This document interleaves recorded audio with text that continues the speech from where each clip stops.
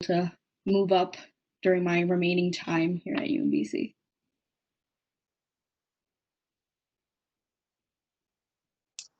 Great, thank you for your introduction. We're going to move into a period of questioning. So if anyone has that motion they would like to make. Motion to move into a period of questioning. Second. Are there any objections? I see here no objections. By general consent, we are entering a period of questioning on JLO 8-2021. So anyone who has any questions for Sonia, please let me know in the chat.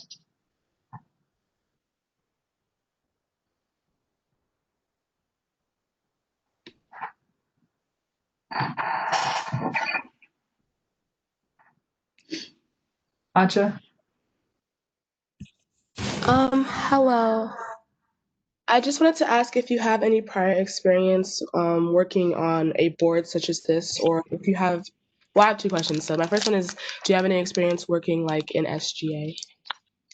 So specifically for SGA, not like at UMBC. I don't want to be like, oh yeah, I did it in high school because we're all college students now. So at UMBC's SGA, not yet. But I have other types of I've served on boards for different clubs and organizations. What were those? So currently, I am the secretary of AF Theater Company. Last year, I was the PR chair, and currently, I am the vice president of operations for the Alpha Sigma Kappa Women in Technical Studies sorority. And last year, I was vice president of communications for that, as well as PR chair. I'm still PR chair for that. I forgot to say that. So that's like specifically my board experience, but there's other like leadership things I've done if you want to know. I don't want to just go on and blab about those. If you can talk about it, you can. Okay. So this summer I was an OPA. I was also a Welcome Week leader, as well as I'm currently a peer facilitator and a first generation peer mentor.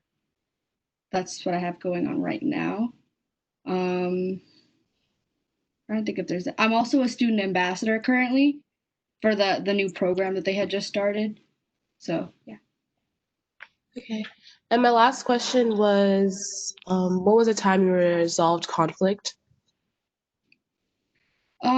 Let's see. For the theater club that I'm a part of,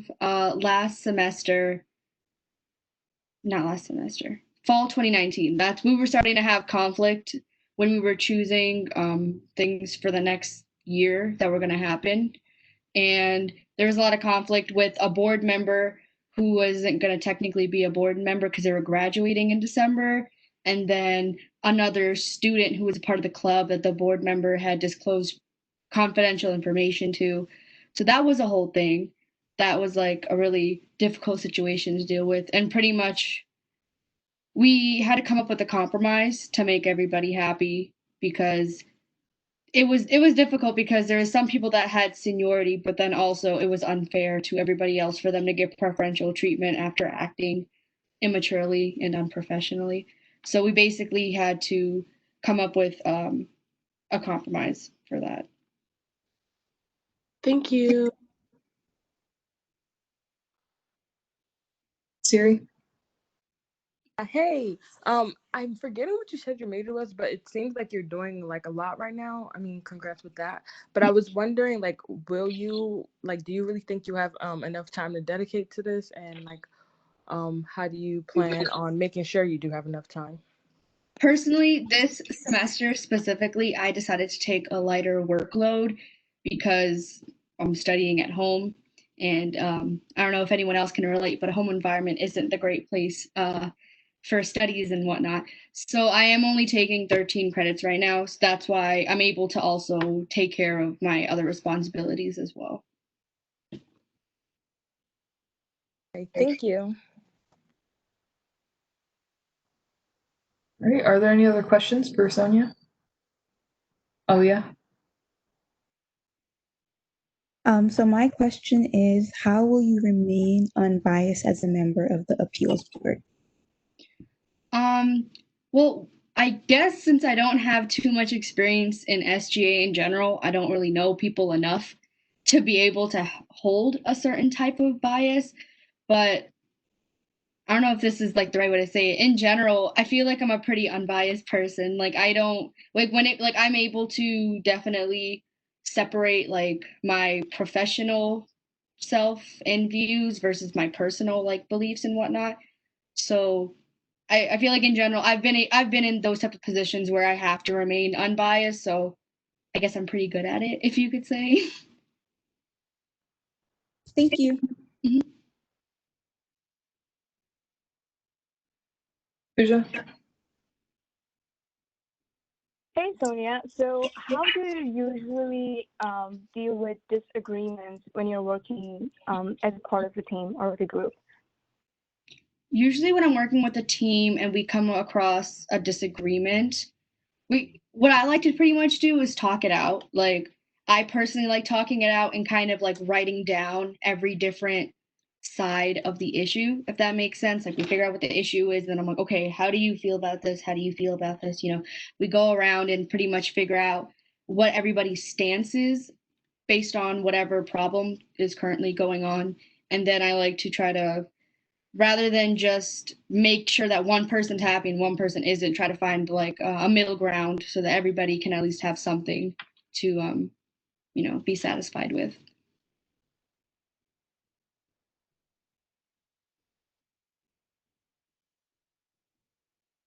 All right, are there any more questions for Sonia?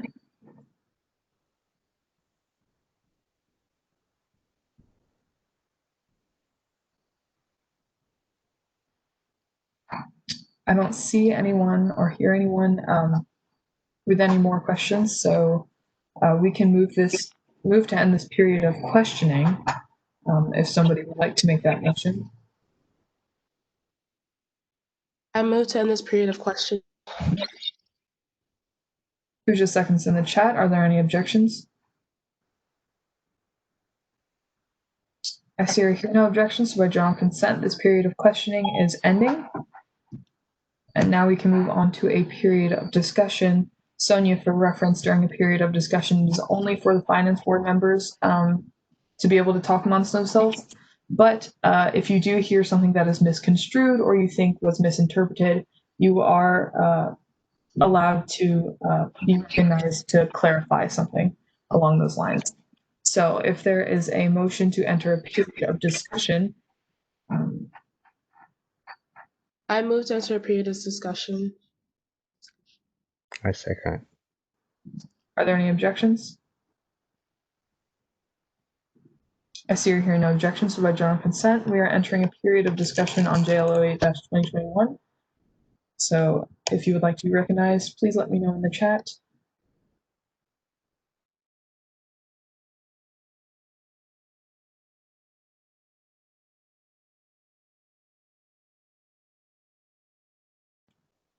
Aja? I think Sonia answered all the questions pretty well, and I think she'll make a good member of the appeals board.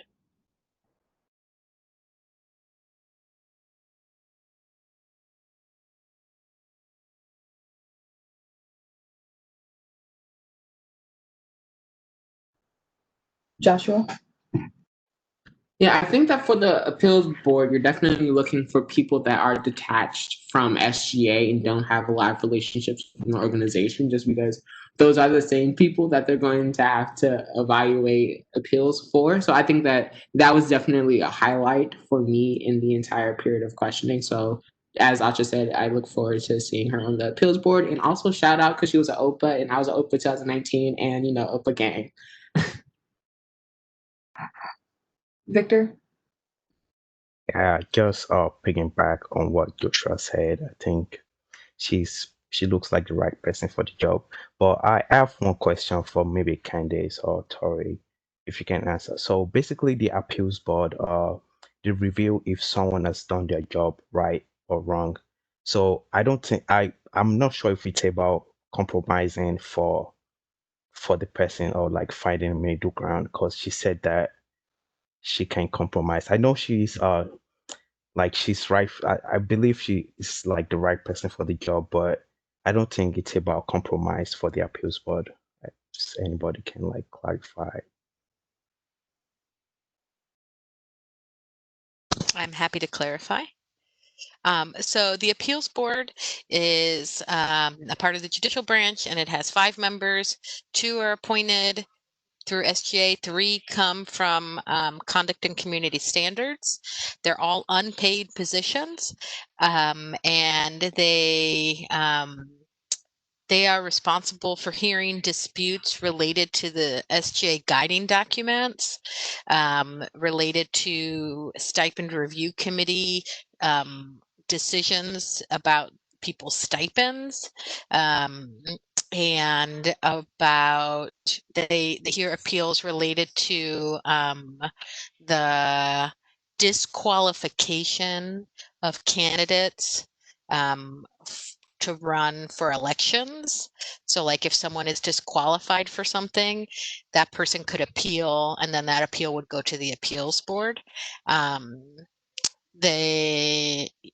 So that is what they hear. I'd say in any given year, the most number of cases that I have known them to hear is like 5 over the course of a full academic year.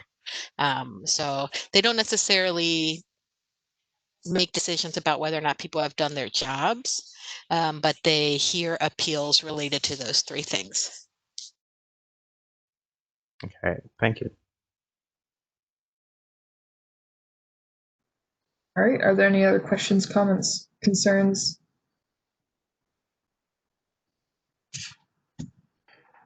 I also agree that Sonia will be a great fit on the appeals board.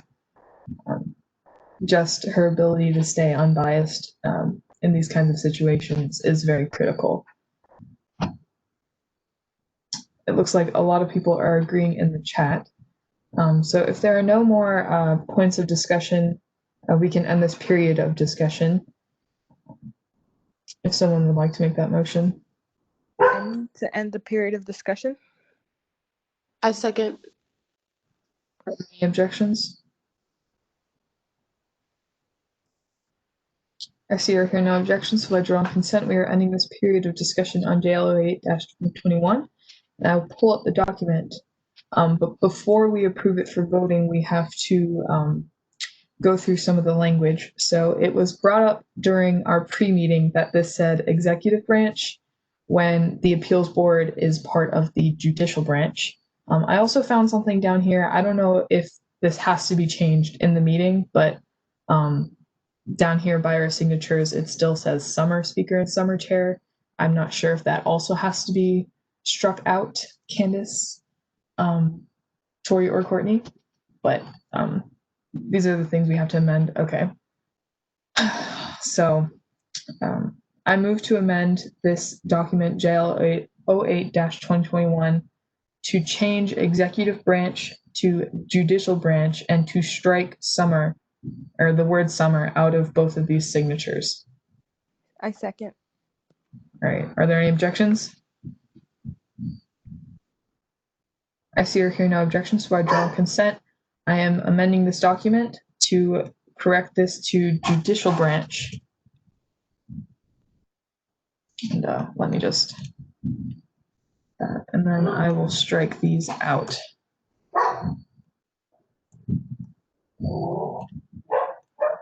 And then we should be good. I don't think there's anything else that needs to be changed, but if we come across it in the future, yeah, it doesn't look like there's anything else besides the fact that it needs to go back to Senate. But now we can approve this document for voting. So if there is a motion to approve JL 08-2021, please do so. I move to approve JL 08-2021. Second. Are there any objections? I see or hear no objections, so by drawn consent, JL 08-2021 has been approved for voting. As always, please leave your votes in the chat. With that, all finance board members for.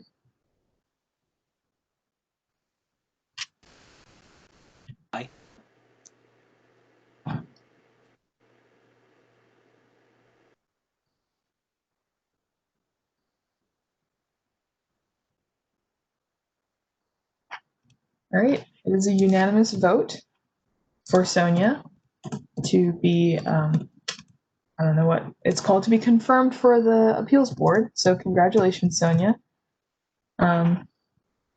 This will have to go back to Senate, but you will not have to be there for that because they've already voted for you and they've already confirmed. So it's just correction of the language and all that. But again, congratulations. I look forward to working with you maybe throughout the rest of the year. But with that, you can stay if you would like, but you do not have to. But it's up to you. Thank you, everyone. Unfortunately, I do have to go because I have to go pick my niece and nephew up from daycare. But thank you guys. Yep. Have a great evening. Thank you for your time. Bye, guys. See you.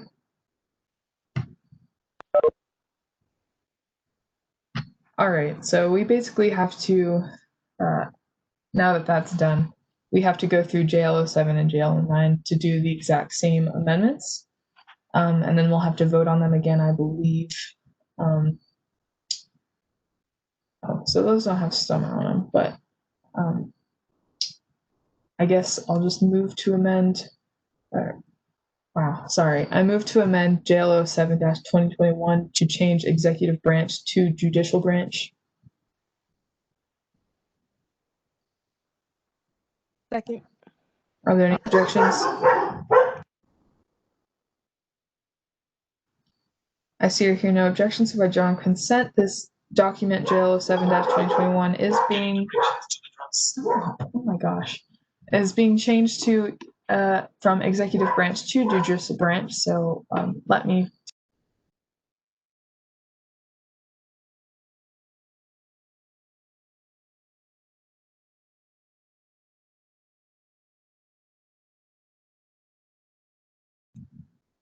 And since it has been amended, we do have to vote on this again. So if there is a motion to approve JL07-2021 for voting.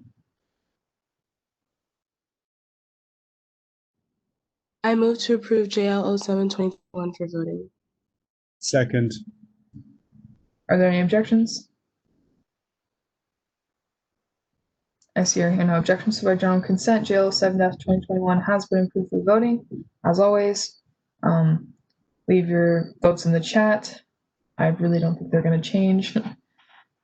Just a reminder, this is for Caleb as the chair of election board.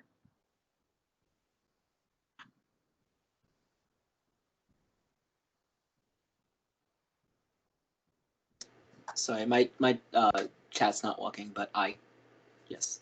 That's fine.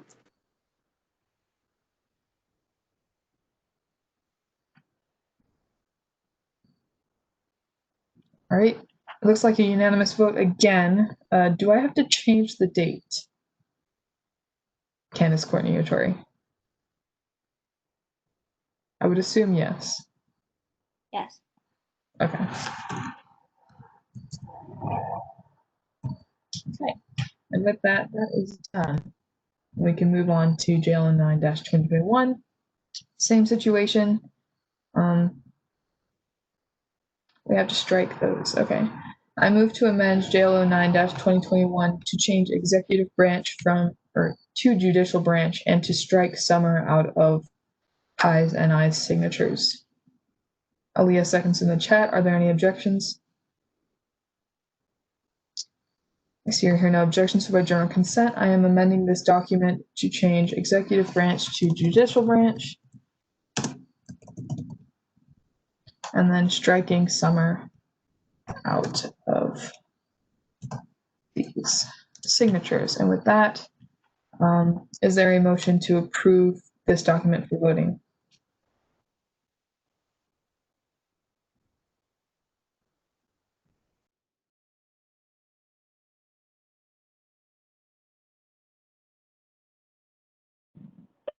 I Move to move to approve approve JL. JL 09-2021 for voting. I second. Sorry, Victor. Are there any objections?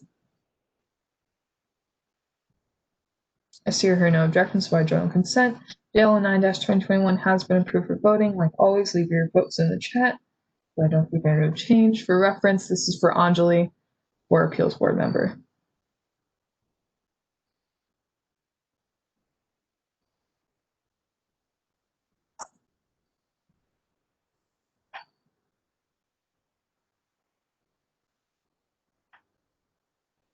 I'm a 4. All right. With that, again, it is a unanimous vote. Just going to change this date. And JL 9-2021 as properly amended has been passed. So we can move on to our Sahas request. I do believe that Sophia is here with TEDx UMBC. So Sophia, I don't know if you were here for introductions earlier, but we can go through them again if you would like to. If not, we can just head straight into the request. We can just head straight into the request. All right. Well, since you're here, we would like to hear a little bit about the request and why you've requested it. And then we'll go into a period of questioning, a period of discussion, and then we will vote. So you're free to. Okay. Yeah, basically it's $13 for a website domain, so we can have the URL TEDx at TEDxUMBC.org. And it's, partly for advertising, so we can post updates on the bios of the speakers. I'm sure you guys know how TEDx works. And also it would be where we're hosting our recordings of the videos. So it'd be partly where the event is hosted as well, but not technically.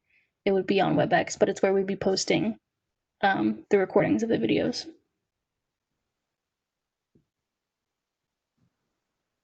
All right, thank you. Is there a motion to enter a period of questioning on FBBR-150? I move to enter a period of questioning on FBR-150. Second. Are there any objections? I see here no objections, so by general consent, we are entering a period of questioning on FBBR-150. If you have any questions, please let me know in the chat.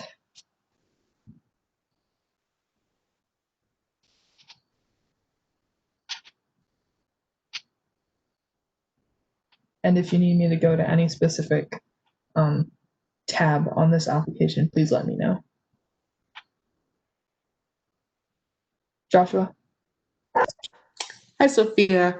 Can you quickly say whether or not you all are capable of doing the same thing on my UMBC? I asked that just because my UMBC is an internal platform that we often try to use for promotion of different events. That way, it's accessible to people outside of the university, but it's still internal and it's protected. So can you just say whether or not you are capable of using that platform?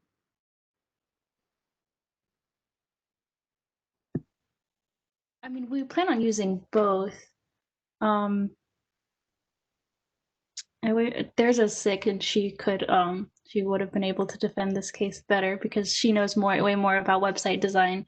But basically, it's mostly for the videos part, and I mean, we could, I guess, technically link things to YouTube, but we don't really want to do that.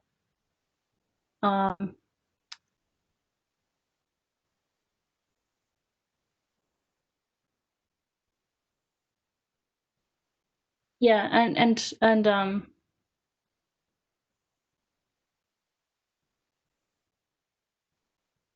don't know. We plan on using both if possible. And we have the I guess qualified people to build a website that would be secure, because we have Thirza and someone outside the executive board that we recruited. I cannot remember their name, but yeah.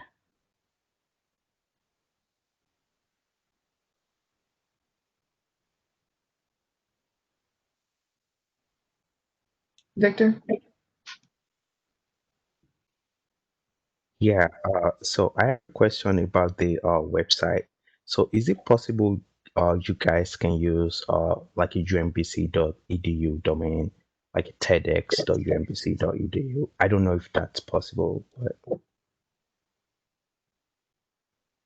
I think we looked into that, but I honestly I was not there for that conversation. I'm really more of the I'm the treasurer, so they just tell me what costs they have, and then I come here. But they definitely had that conversation before, because I mean we had to find for formerly Mosaic, but I3B now has a website, and the thing with that is that we don't know how long. So this domain would be for a year, because that's how long we know like this event, this club will be up for, I guess. And it's not really something permanent, which is why we went with this domain, because a lot of us are seniors and are graduating, so it's really kind of a little bit temporary.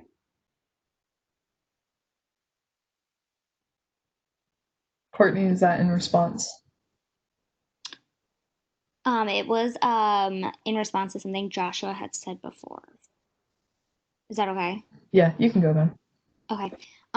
So just in regards to my MBC, and just for background information for anyone who's not aware, UMBC does have access to a platform called Panopto, which is actually really user friendly. And when you record a WebEx meeting, you can then have that WebEx meeting emailed to you, and then you can edit it in Panopto by putting in like a cover slide or adding questions and all sorts of stuff. And you can ultimately link that within a folder under the file section of a My UMBC page.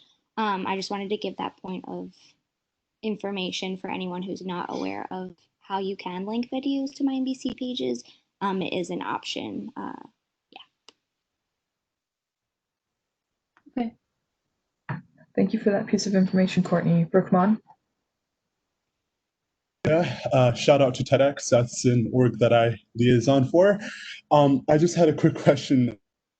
The domain. So as Courtney and Joshua kind of mentioned, there's many other domains that you can use, but I think that using or purchasing this domain would be beneficial to your club in regards to publicity. Well, in comparison to other TEDx events that are on campuses, but also within cities and communities, it's kind of the standard to have a website. And we want to reflect UMBC well, and we want to compared to all the other TEDx events, we want to meet that same standard by at the very least having the domain.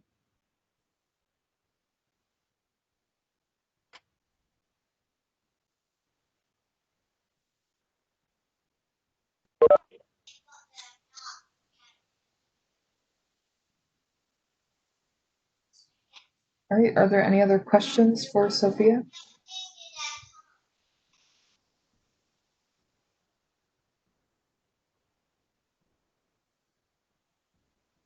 Candace? Hi, Sophia. I just had a clarification, and sorry, I got bumped out of the meeting because my internet is unstable. I had a question about something that you said. So you said something about like how most of your leadership is seniors, and you think that your club is only going to be around for like another year. And so this would be a temporary thing. Like, is that accurate, what I heard? Yeah, I mean, in an ideal scenario, we would be able to recruit more people by the end of this year, and then we would just renew that domain, which I think would cost less. I'm not entirely sure, because I'm the only junior and everyone else is seniors. But right now, recruiting is not really a huge priority, I guess. Like, with COVID, it's hard to get people involved, and so yeah, I mean, we do need to have that conversation, because I don't want the club to die, but they're just kind of everyone's leaving except for me. And if the chair permits, I have a follow-up. Okay. So my follow-up question is around, so this request is for a domain name, not for web hosting, correct? Like website hosting? Can you clarify the difference? Sure. So a domain name is like I get to claim the like title of this website. And then web hosting is the place where I keep all of the things that are on my website. Oh yeah, it would be the domain, like Okay. yeah. All right. And so then do you have so have you all talked about a solution for where you're going to be hosting your website and how you would be paying for that? Yes. Hold on. I wasn't also not part of that conversation because there's the website design and there's a who leads that. But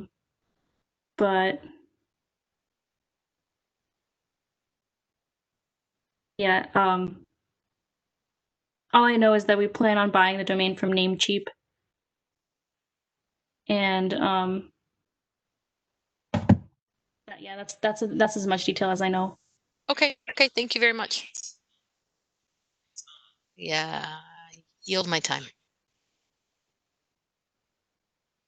Acha? Is there a way we could table this until we have members of this organization who would be able to have answers to the questions we have? That is possible, yes.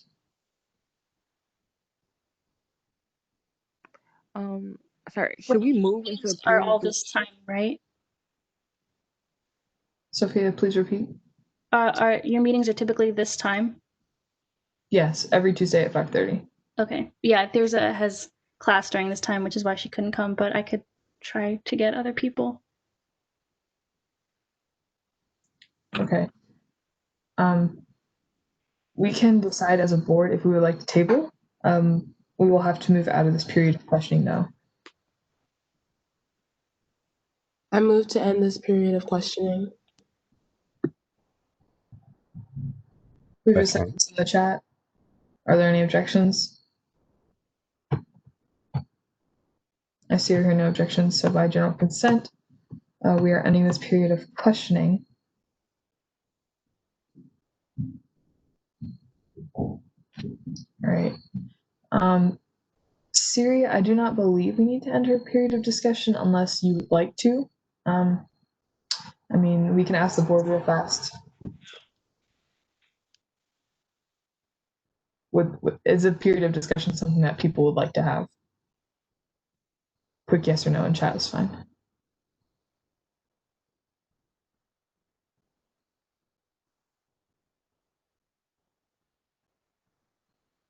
All right. Seems like a strong following for yes to have a period of discussion. So Siri, if you would like to make that motion. I move to enter a period of discussion for FBR-150.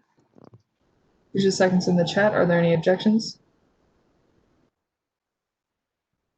I see or hear no objections, so by general consent, we are entering a period of discussion on FBBR-150. Sophia, for reference, this period of discussion is solely for finance board members and ex officio members. So while you cannot participate in discussion, if something comes up misconstrued or misinterpreted, you are free to ask to be recognized to clarify. And with that, Pooja. So my question is to Candace, because I know she's a part of equipment committee, and I just wanted to know if domain name is considered equipment or not. That has not come before the equipment committee before, so it has not been ruled one way or the other. But if finance board would like for equipment committee to make a determination, they can. Also, another question related to that, I don't know if you have to buy domains, like you have to renew domain names every year or not. So do you have to? Is that a yes, Candace? Okay, thank you. Siri.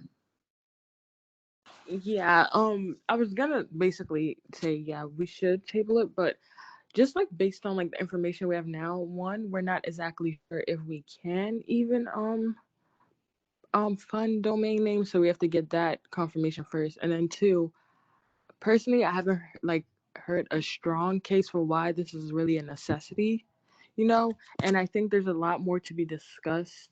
And I guess that's why we need the other members of the board, because would they just need to purchase this domain name? Would there be other costs associated with it? Because I dipped and dabbled into purchasing a website before, and it actually came with like a bunch of other costs. So I think we definitely need like a lot more clarification before I can like, you know, approve this. And we've also never really approved funding domains in the past. However, you know, the past is not always means we have to move with the same for the future. But like right now, I just have not heard a strong case for exactly why this would be a necessity. Can I clarify? Yeah. So I, in terms of like, I submitted this application clarifying with there's a, and the rest of the board, this is all we need, right? And they were like, yes, like we went through everything. This is all we need. It's very similar to Hack UMBC in that the website's kind of outward facing. I don't know if you've seen Hack UMBC's website, but they have their own domain name. And, our main purpose would be like, because we want people outside the UMBC community to be able to not only view it, but also interact with it. I have a point of clarification. I'm sorry, my keyboard completely just bit it, and I can't type at all right now. So I would have put it in the chat me. My UMBC is outward facing, and non-UMBC students or non-UMBC people can access my UMBC student org pages. Can they interact with them though? Yep, we made sure that was something that was applicable, especially for iFest. Okay. Like commenting and because I've tried doing that. I mean, they can't comment, but they can see videos and things of that nature.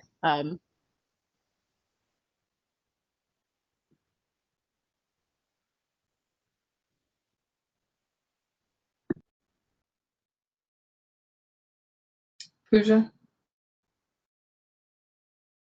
So I agree with Siri's point that we do need more clarification on how they're planning to maintain the domain and after buying domain name, and we just need someone technical to talk to. But I also wanna let the board know that every university, for example, UMB has their own TEDx website with their own domain name. So from the marketing point of view, it wouldn't harm for UMBC to have one too. If you're only required to pay $15, or in this case, it's $13.18, I think it's a reasonable amount to fund for.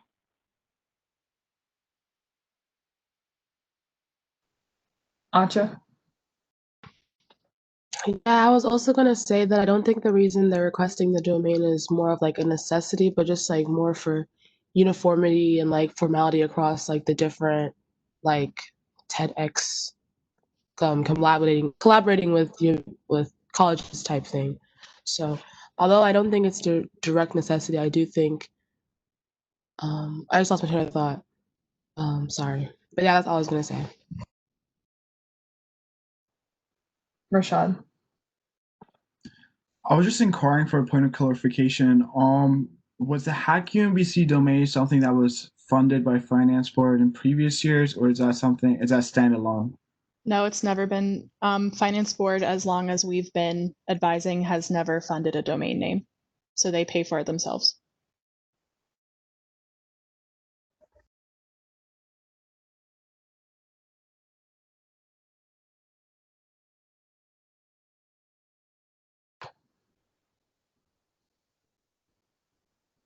Pooja?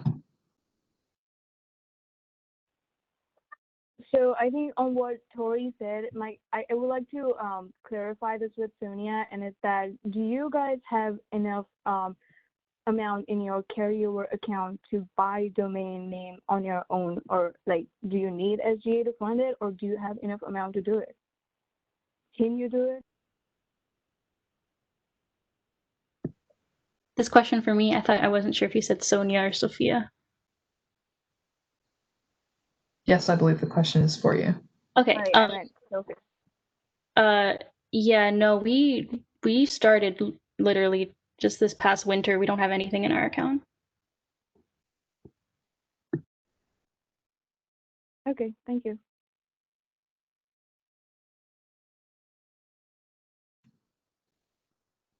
Are there any other points of clarification, points of discussion that the board would like to go over? Go ahead, Pooja. So as they said that this is like their second official semester because they just started in venture. I don't know if this is the right way to do it, but I would like to recommend to the board is that we at least consider funding this for at least this semester because they're a new org and they don't have any carryover amount in their account. For next year, definitely if they have budget, they can buy it on their own. But like for this year, I think we should do it, but yeah.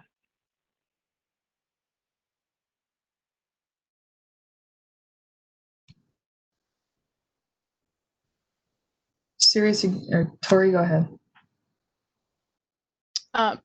Oh boy. Excuse. Oh my. Oh, hold on. Come back.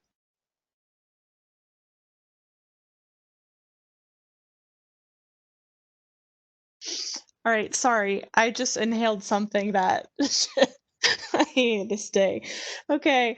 I just want everyone to keep in mind too, that whatever decision you make for this sets a precedent for all other clubs. So if you do decide to fund something like this, you're essentially saying that you're willing to fund that, and any org that comes before with the same possible request is something you'd have to consider. Siri, I should have just let you say it as I was choking on air. Probably would have sounded better coming from you at this point.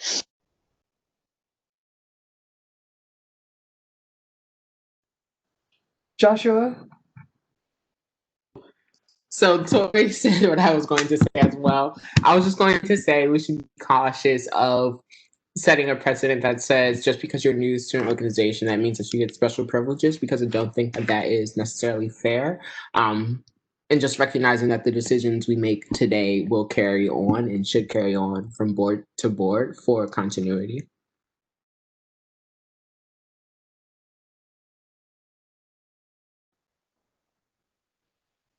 That personally sounds like a sound plan to me.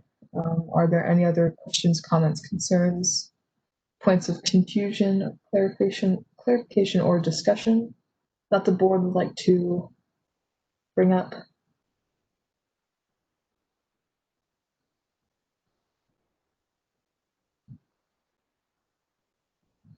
Pooja asks if we should table. Based off of what Tori and Joshua have said, we could just flat out deny the funding unless we would like to hear more from other members of their board. Don't we have to end the period of discussion before we move on to like voting or tabling, or no? Yeah, I think people are just questioning like how we should go on about it, but we can end this period of discussion if we would like to.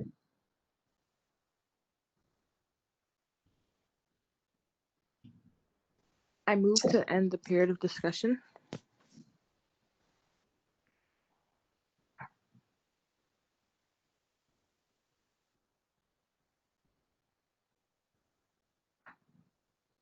Aaliyah seconds in the chat. Are there any objections? I see or hear no objections, so by general consent, we are ending this period of discussion on FBBR-150. I guess now would be the time to decide if we should vote on tabling. So far, 2 people have shown favor for tabling. I guess, yeah, we could do a quick straw poll. Option A, table FBBR-150. Option B, vote on it now.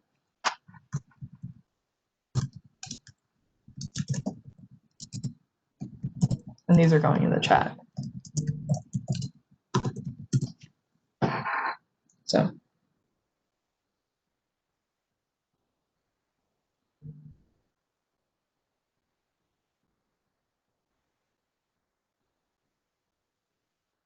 Sorry, I had a question.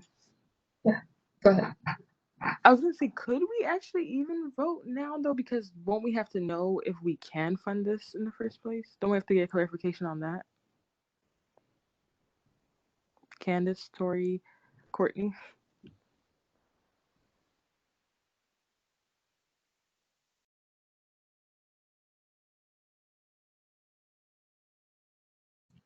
Candace? Yes, as per my comment previously, I would encourage you to table this until we can get further clarification as to whether or not you can actually purchase this, versus whether or not you want to purchase this. Those are two different questions.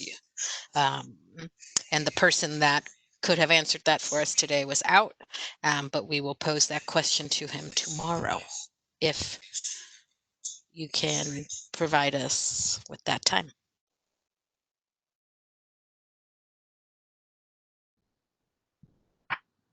Well, it looks like the majority is in favor of tabling. So if there is a motion to table FBR-150, although on the agenda it says FBL 06-2020. So if there is a motion to table FBL 06, I would say it would be tabled until we can receive more clarification, which I guess would be indefinitely. I don't know.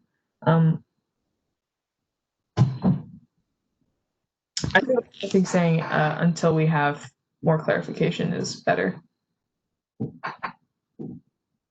Move to table FBL 06-2021 until we have further clarification. Who just seconds in the chat? Are there any objections? I see or hear no objections, so by general consent, FBL 06-2021 is being tabled until we can receive more clarification.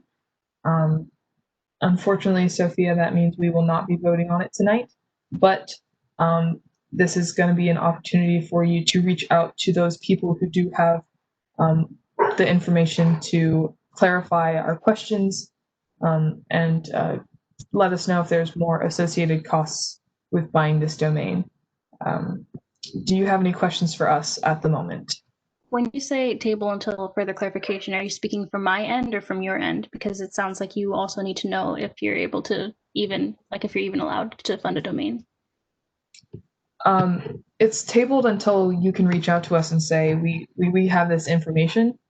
So it's dependent on when you reach out to us and also dependent on when we can figure out if we can vote on it. So we'll probably have that answer by the time you reach out to us with more information. Okay, but I mean, what else do you need to know? I've already further clarified that all I need is the $13. There's no other extra cost. Based off of what you've mentioned when we were asking you questions, that there were parts of conversation that you were not a part of, and we feel like having those people who had those conversations come and clarify those points that you personally could not elaborate more on, just so that we could have a more solid understanding of the domain, because sometimes there are other costs associated with such, and we just want to know more about, like, the extra cost part. I can confirm that that is all. Like, that is just the $13. In terms of the reasoning behind why they want the domain, that sort of thing. Besides that, it's a standard for TEDx, and for us to use the TEDx name, there's a lot of requirements. Like, we have to, there's a certain standard, which is also why the undergraduate number looked so low, because TEDx, wants people outside the community, because we have to fulfill SGA requirements as well as TEDx requirements from the organization itself. But yes, there were a lot of conversations I wasn't a part of in terms of why we couldn't use my UMBC, that sort of thing. Besides, that it would just look bad compared to other universities. Candace? Sophia, would it be helpful if the finance board were able to sort of coalesce their questions in an email and send those to the members who unfortunately can't be here because they have class, to then provide those answers in writing in I don't know what the word is, maybe replacement or in lieu of having to come to a meeting that they obviously can't attend because they have class. Would that be helpful? Yes, that would be very helpful. Okay. Is that something finance board would be willing to do? I would be willing to put those emails together. Perfect. Fantastic. Cool. All right, with that, if you have any questions, please let me know on Teams, email me after the meeting so that we can move on with our agenda. But Sophia, again, I'm sorry that your legislation was tabled tonight. We just were a little unsure. Please look forward to more communication on that. Are there any specific people you would like me to reach out to? In terms of like who to ask the questions to, yeah, do you want me to put their name and email in the chat? Yes, please. Okay.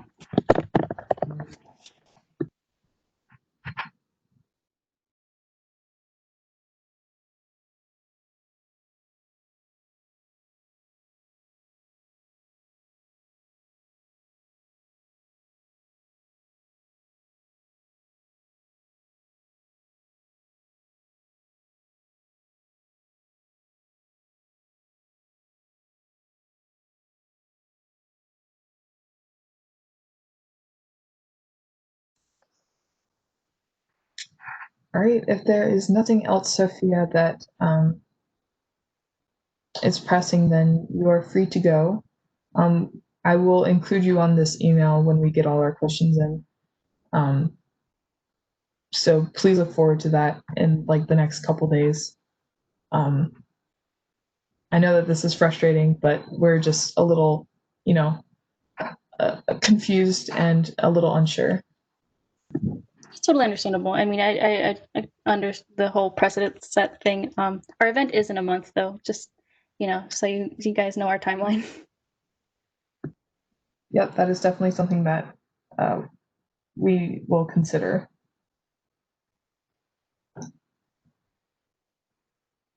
All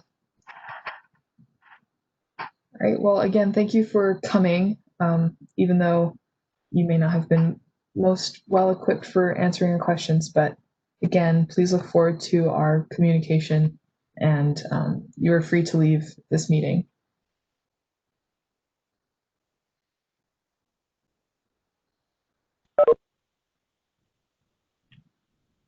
Pooja?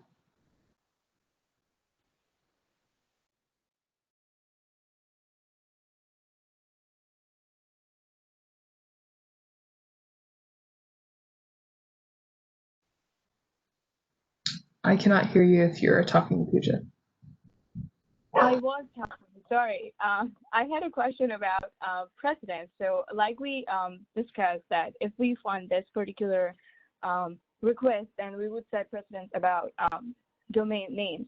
So considering this particular club, they are new and they don't have funds. So I was just wondering, is there any other way, like how does SGA, like Finance Board, usually help these type of clubs who are doing something for the first time and they don't have any amount in their carryover accounts and they are not able to fund themselves? And it is something that Finance Board usually doesn't, but because they are new, is there a way we usually help them in making those things possible, or we just straight up say no and don't like do anything else?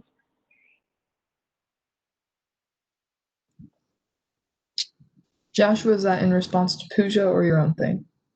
In response to Pooja. Then go ahead. Yeah, so I think I wanted to speak from personal experience. Last year, I started a student organization, and we were planning to have an event in the spring semester before, COVID came and ruined our entire lives. But I say that to say that I was instructed that we could use the Haas. So that's the pot of money that new student organizations can work out of if they don't have anything in their carryover account, and they want to have an event or something like that. I think that it's not necessarily a question of a new student organization, but it's like a question of, are we going to give special privilege to newer student organizations with things that to an average student organization would not fund?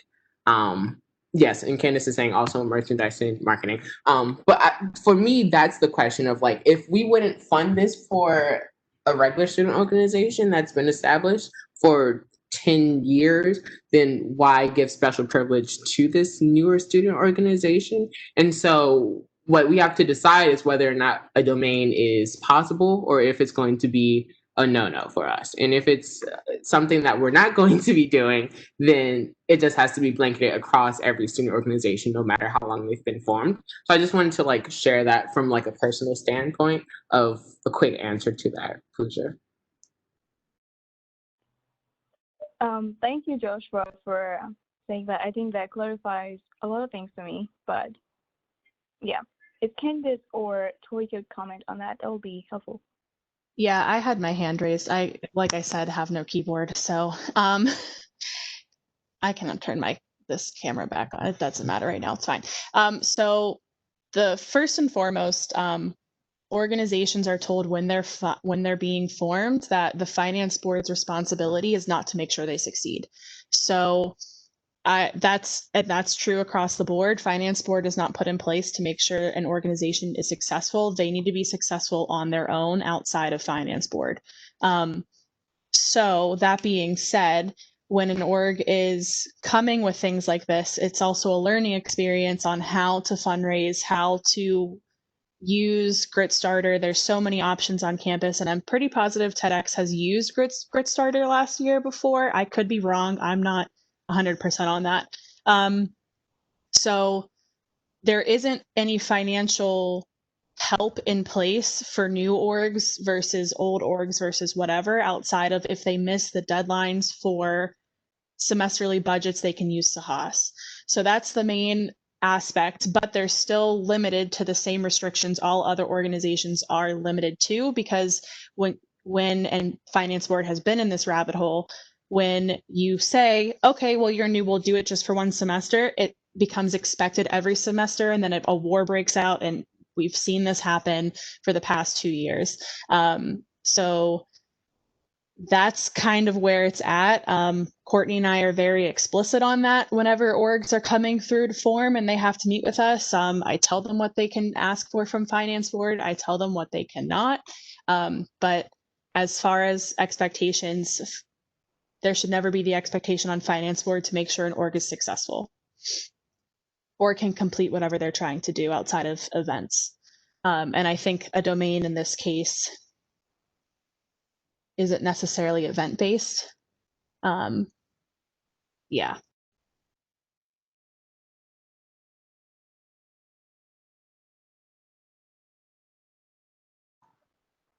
Is there anything else regarding that Sahas request?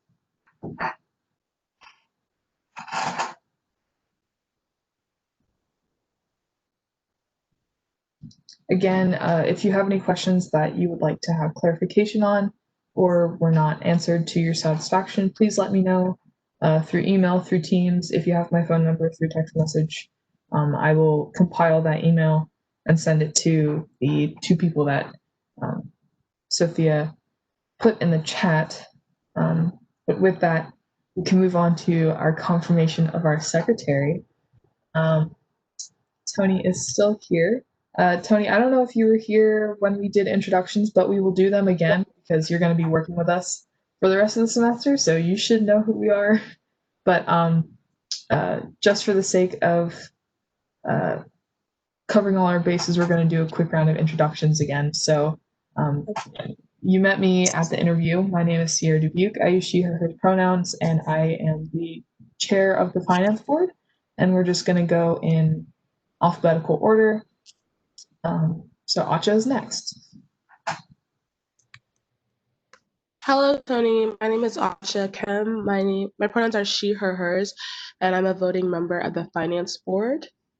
Nice to meet you. Hello, Tony. You also met me during the interview. My name again is Aaliyah Adegun. I am the vice chair of the Finance Board and a Finance Board representative, and my pronouns are she, her, hers.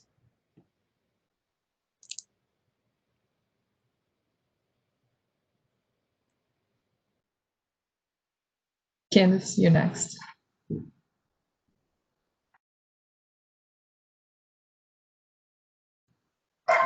She might be away from the computer. So we can go on to Courtney. Oh, I'm she's here. here now. I just sometimes when I have the whole thing like expanded, I can't find the buttons. And then I like become a hot mess trying to find them. Okay, sorry. I am Candace Martinez Doan, Assistant Director for Leadership and Governance. I also serve as Premier SGA Advisor. I use she, her, hers pronouns. I'm not a voting member of this body. Yeah, that's it. Hi, I'm Courtney Campbell. I serve as coordinator for student organization development and campus life. I use she, her, hers pronouns. I'm on the finance board advisors.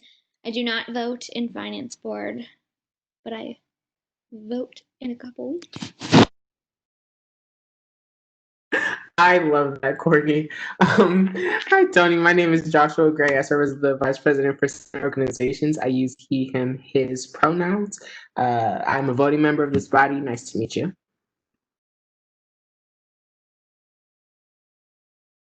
Hi, Tony. My name is Liam Von Alt. I use he, him, his pronouns, and I am also a voting member of the Finance Board body. Hello, Tony. My name is Pooja Patel. I use she, her, hers pronouns. I am a finance board rep, and I am a voting member as well. And I look forward to working with you. Hey, Tony. My name is Rahman. My pronouns are he, him, his. It's nice to meet you and serving as a finance board rep.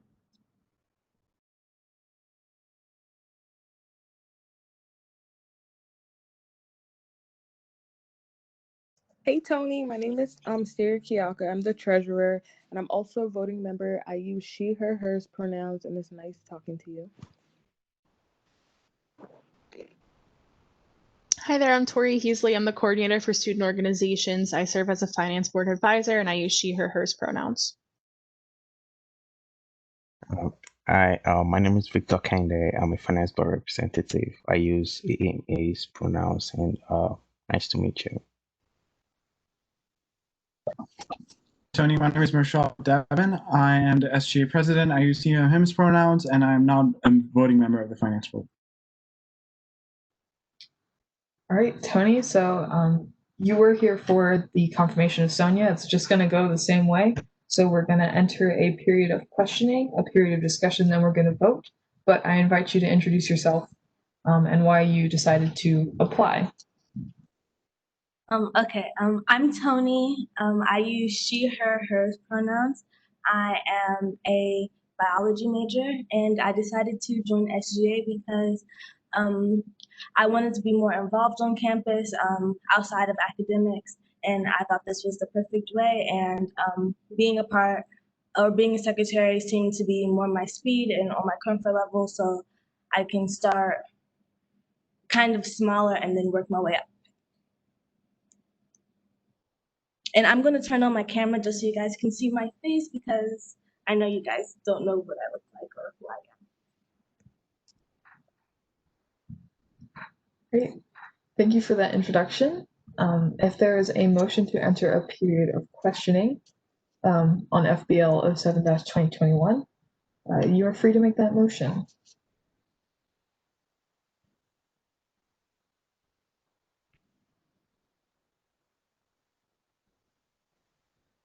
I move to enter a period of questioning.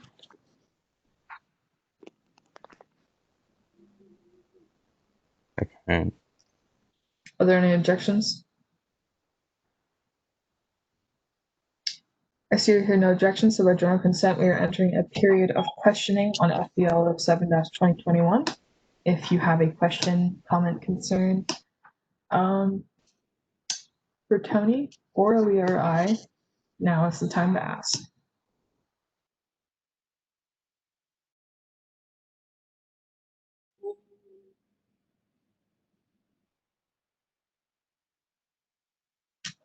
Joshua?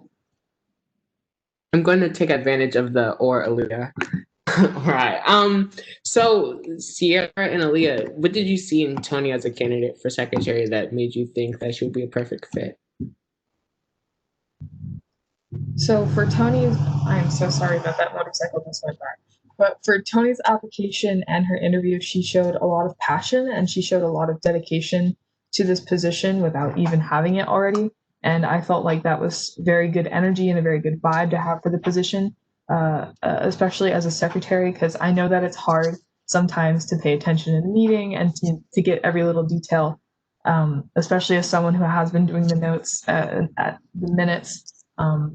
She just proved to be strong in both of those categories. Aaliyah? One thing that I really liked about Tony was how she answered the questions. I think that like the way she answered was like different from the other candidates, and she was quite honest. Like when we asked, like, did you have any like relevant experience to like secretary? And she was like, no. And I'm like, that makes sense because a lot of other candidates kind of were like, yeah, I take notes for my classes, and I'm like, well, that's not really being a secretary. So to me, that kind of like showed that she was thinking honestly and being honest with her answers. And I really like that because, like I've never been a finance board rep before. So everything is about learning. And, once you get into it, you're going to know how to do it. So I kind of like that she was like honest with all her answers. And I think just the way she answered everything really made her different. And she just seemed very well composed and very like insightful. So I just like that about her.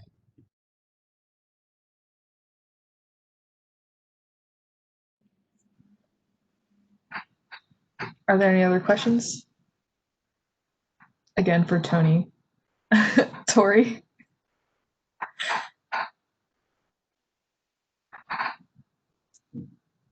All right. Any other questions?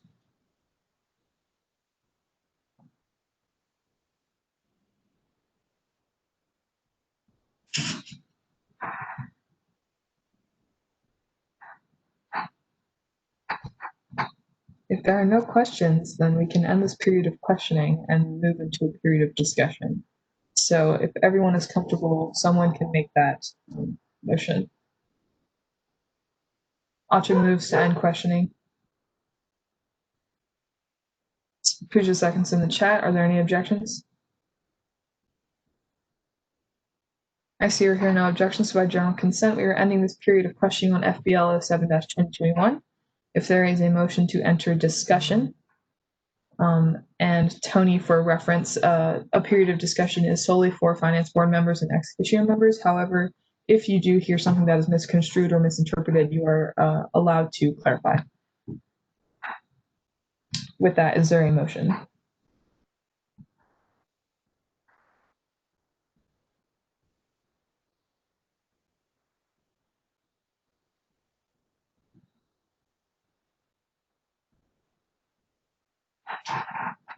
Anyone?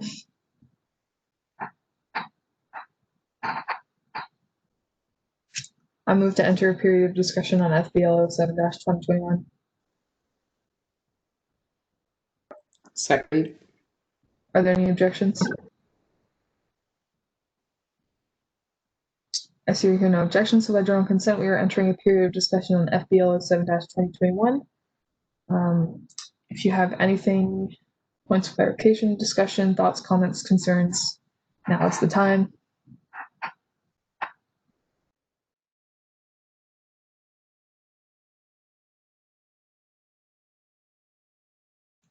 Joshua? Yeah, I think that based off of Sierra, your response and Aaliyah's response, I think that Tony would be a great candidate for being the finance board secretary. Sierra, as you've been basically doing the job of a secretary, I feel like you have the most knowledge on who should fill this position. And Aaliyah, I just trust your intuition when it comes to leading the finance board, both of you. So I think that she would be great.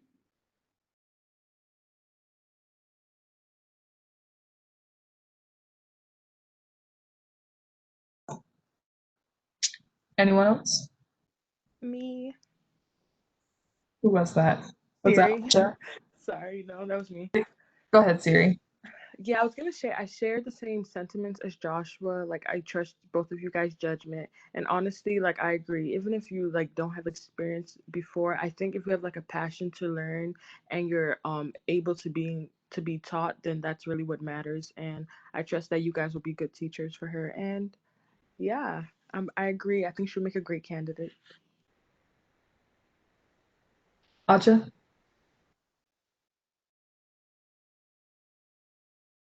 I actually don't have a comment. It was already said. And that's totally fine. Are there any other comments, questions, concerns? It looks like the majority of everyone agrees that Tony is a good candidate. So if everyone is okay, we can end this period of discussion and approve FBL 07-2021 for voting. With that, is there a motion to this?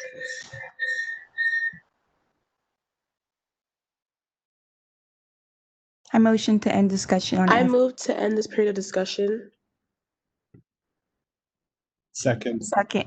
Are there any objections? I see or hear no objections, so by general consent, this period of discussion is ending or has ended. Is there a motion to approve FBL 07-2021 for voting?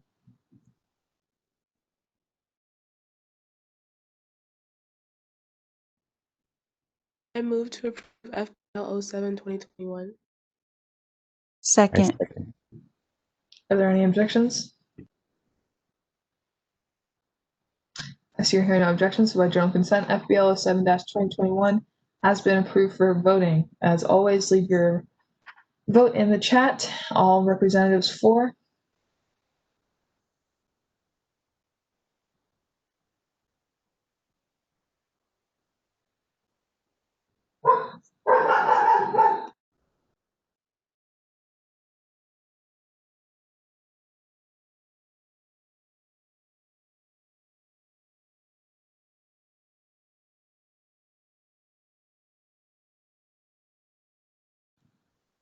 Liam, can you still not access the chat?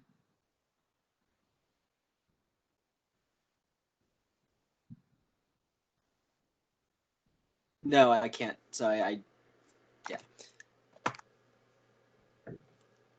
Well, what's your vote? Can you hear me? Yes, I can. Okay. Yeah, no, I'm for. Okay. And with that, it is a unanimous vote for the confirmation of Tony. Why am I doing this? Google Docs sometimes, y'all. All right. With that, your results are 8-4-0 against 1 abstaining and 0 not present, and you are confirmed as our secretary this day, October 6th. So congratulations. If you would like to start doing the notes, you can, but I'm not going to hold you to it. We can meet later in the week. Oh, the oath. I have to swear you in? Okay, let me find this real fast then.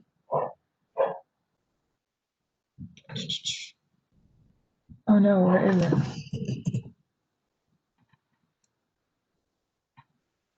We're just going to see the nitty gritty of the oath of office. So, Tony, you're just going to repeat after me. We're going to take it short and slow. So, are you ready? Yes. All right. I do solemnly affirm I do solemnly affirm that I will faithfully execute that I will faithfully execute the office of Secretary of the Finance Board the office of Senator of Finance Board. I'm sorry, it cut out a little. Secretary. The office of Secretary of Finance Board The office of the Secretary of Finance Board of the UMBC Student Government Association of the UMB Student Government Association and will, to to the best of my ability, the best of my ability, promote and defend promote and defend the interests and well-being the interests and well-being of UMBC's undergraduate students. of UMBC's undergraduate students. Congratulations, you are now officially our secretary. We can meet later in the week to go over how to do minutes and stuff like that. So I'll email you and we can figure out a time to meet. But again, congratulations. I look forward to working with you for the rest of the semester. With that, we are going to move on to our big ticket item of the night, our discussion on semester budgets. It is a little bit later than I intended it to be, so if we want to take a quick 5-minute recess, that is up to you guys. If not, we can go straight into this discussion. But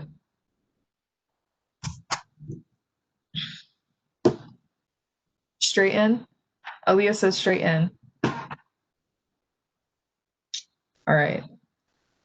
I move to enter a period of discussion on semester budgets. I second. Are there any objections? I see or hear no objections, so by general consent, we are entering a period of discussion on semester budgets. All right. If anyone has any first comment, questions, points of discussion, concerns, we can get those out of the way now.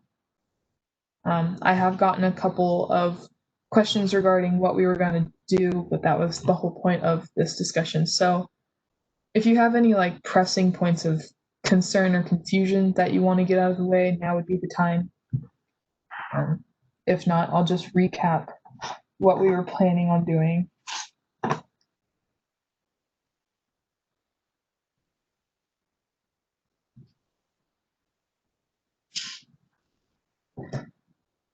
Thank you, Mershad.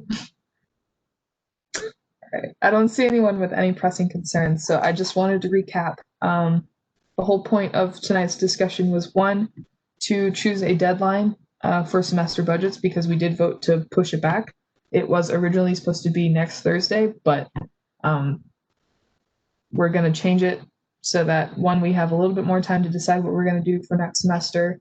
That being said, it was raised, a question was raised on whether or not we were going to use Sahas, the same process for Sahas next semester, but again, that depends on what happens. If the campus says that no on-campus events are going to happen and the budget gets cut again, then it's most likely going to be the Sahas process. But as Tori also mentioned multiple times, to keep the semester budget in place for those clubs and orgs that are working, doing that work to put in the semester budgets, such as those who would have competitions or conferences and stuff like that. And then also communication regarding this. So that was a lot of stuff. If there's anyone who would like to start this discussion, you're free to.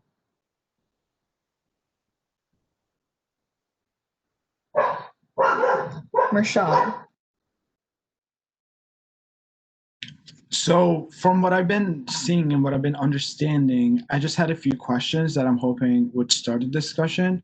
So the new system was created because, you know, the previous finance board used up some of the money in the first semester and they struggled to, you know, allocate money to second semester. So with this unprecedented time where all student events are canceled and we're not, you know, spending all that much money, I'm just wondering if, you know, the same procedure is needed for this year. Could we temporarily revert back to, you know, how things were before this new system was, you know, implemented, where students came in with a request, didn't have to plan ahead a semester ahead to get their things. So I'm just wondering if that's a possibility at all or not.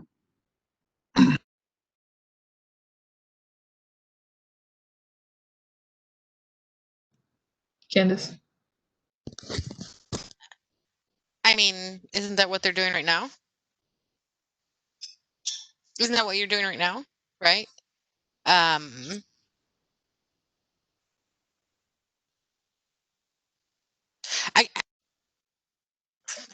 muting and unmuting myself. I guess I'm unsure as to like the need to make a decision now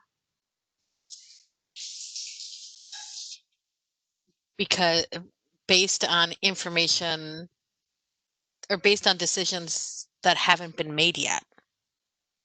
Like, so the university hasn't said whether or not what it's going to do, right? We all know that.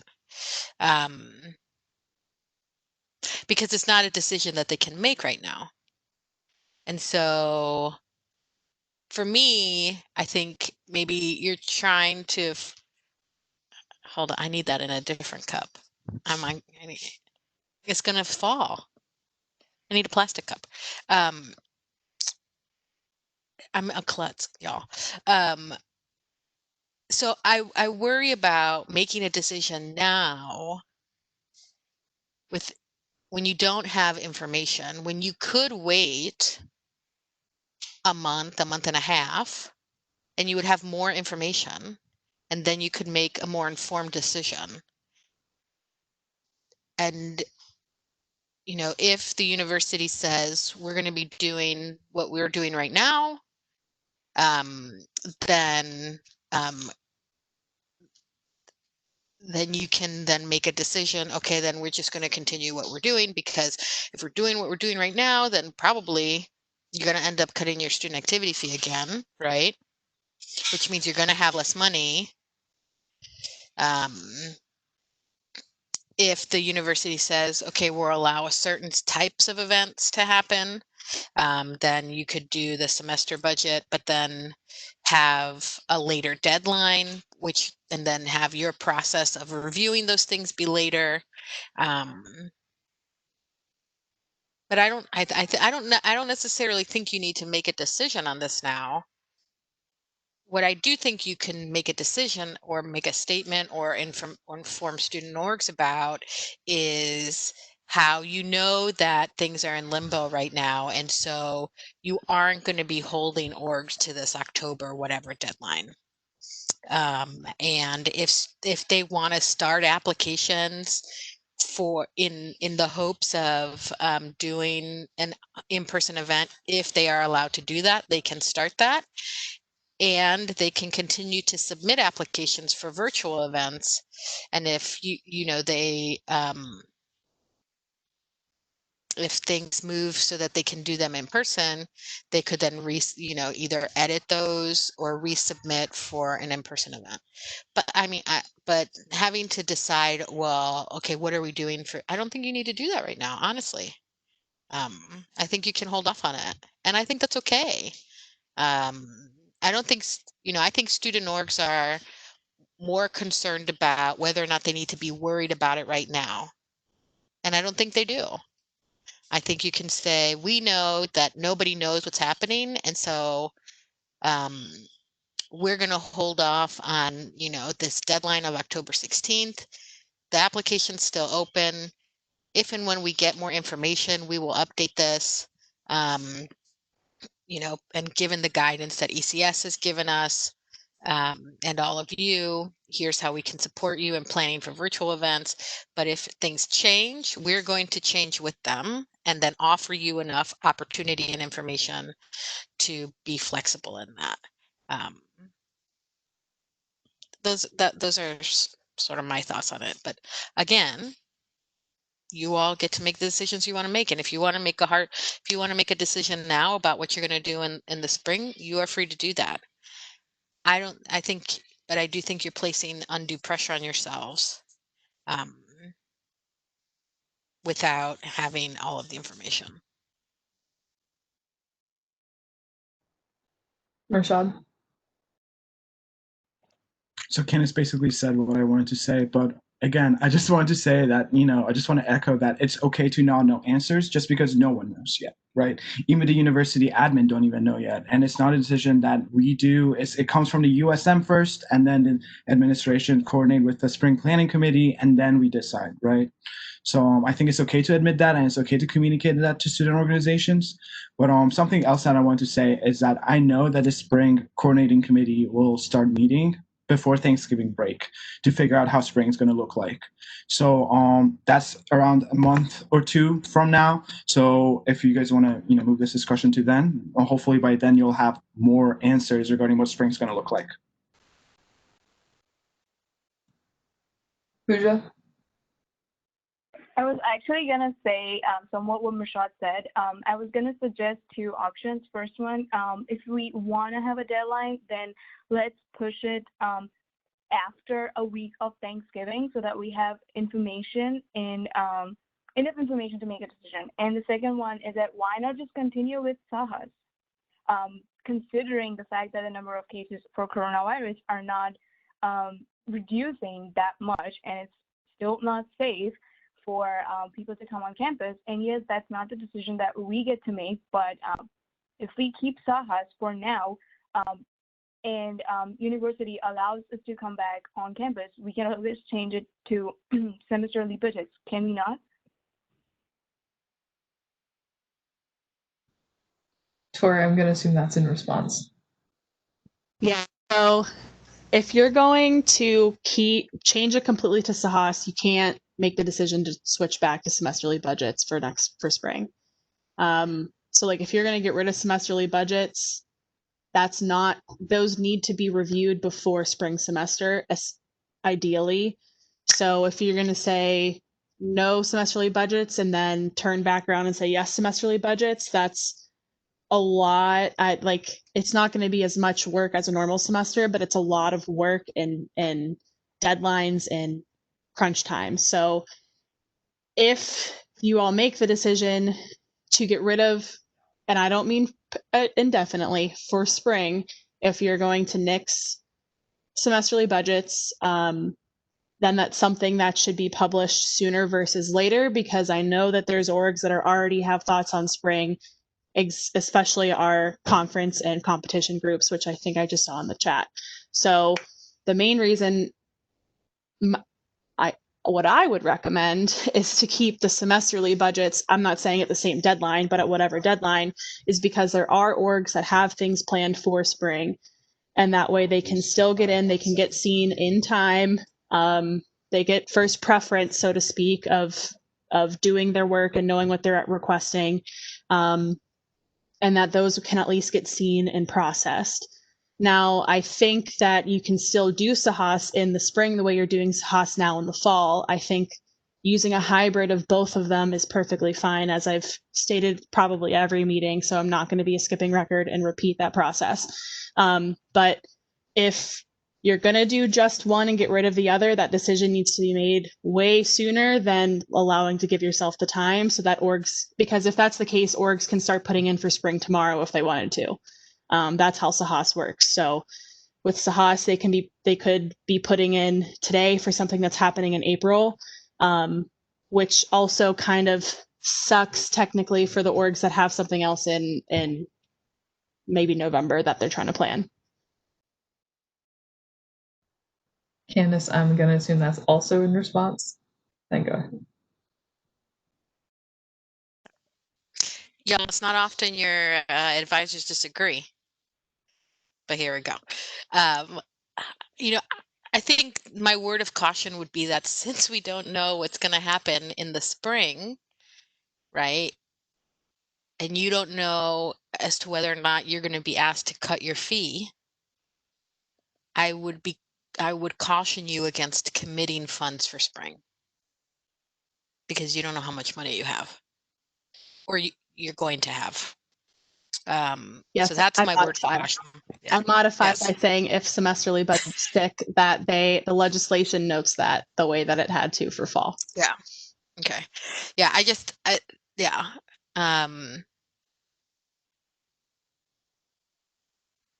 I think that student orgs can complete those semester budget things without there being a hard deadline. Yeah.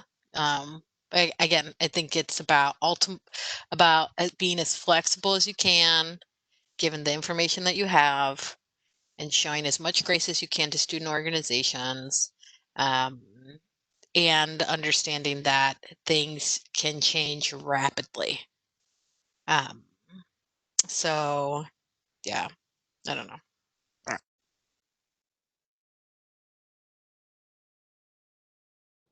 Victor? Yeah, I think Candace and Tori kind of like cleared everything. But my question was, as to much what to tell student organizations, because about 2 or 3 clubs have reached out to me asking about the application, and I believe it's not yet up on SurveyMonkey, and yeah, I'm kind of confused on like what to tell them. I know we're not sure about how it's going to be for the application for next semester, but I don't know if we're going to use SaaS or yeah, I'm just confused about how to reply to those type of emails.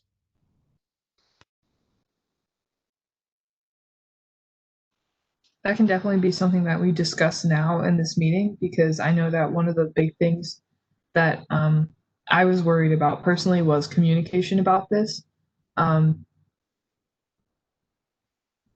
If that wants to be our focus, as well as like figuring out a deadline while kind of scrapping the semester budgets and Sahas and how we go about that, that can be totally fine.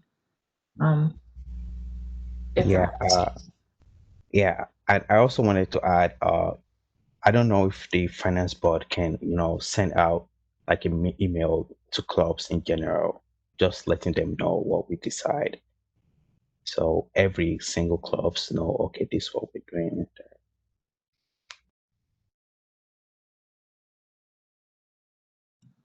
Sorry. Yeah, I just wanted to clarify real quick that ECS did send out, which Joshua put a screenshot in the WebEx Teams today. Sorry, gaming fiance next to me right now. So there was some communication that went out that essentially says that ECS is not really encouraging anyone to put anything in that is in person, and that they will be considering any contracts essentially for spring.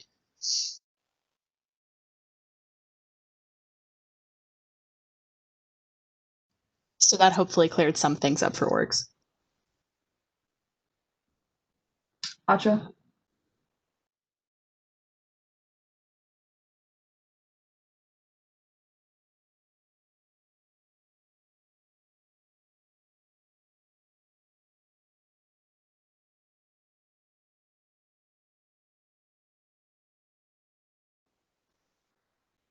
I don't know if she's still here or not, but I said I retract what I'm asking to oh, speak. sorry. I was like, I'm up earlier, so I can make sure I call on everyone. Pooja?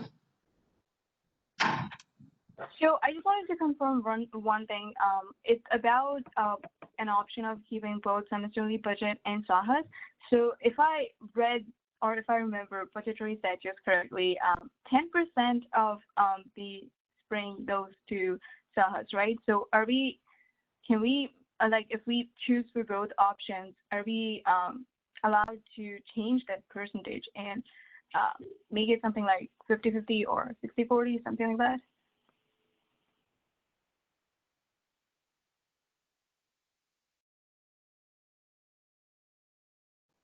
Sorry, Candace. Right. So there is like one line in the budgetary statutes that says something basically like, if everything goes to crap, none of this applies, and you can like figure it out yourselves. So like if it's like except in unprecedented circumstances, right? Which that's what this is. So they put when they were writing it, they put that in there to say, well, this is what you should do. This is what you should always do on a normal basis, unless, everything's gone to, heck in a handbasket, which is where we are. So long answer short, yes, you can change it.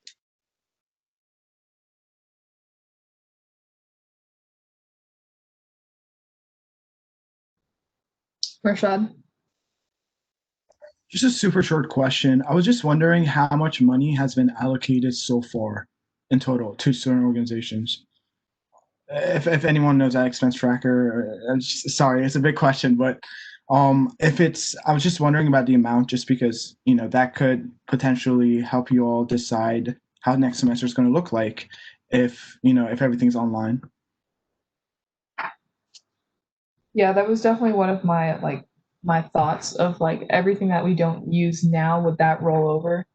Okay, so all of the off-campus requests that we like funded for this semester, that went virtual, such as mock trial, and moot court, all that jazz, that came up to be about, I have the numbers, let me find them.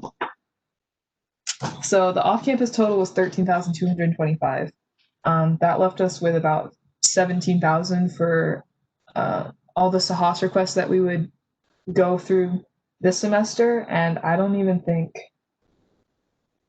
we haven't even touched $1,000 in requests for Sahas so far. So we have a solid 16,000 that could roll over if nobody requests anymore. But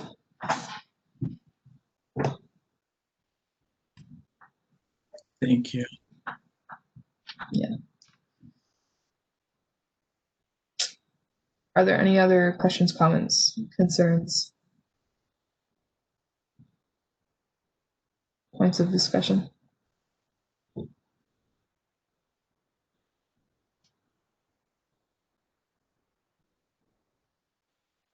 Tori? Just as a reminder, you all did vote to push back the deadline.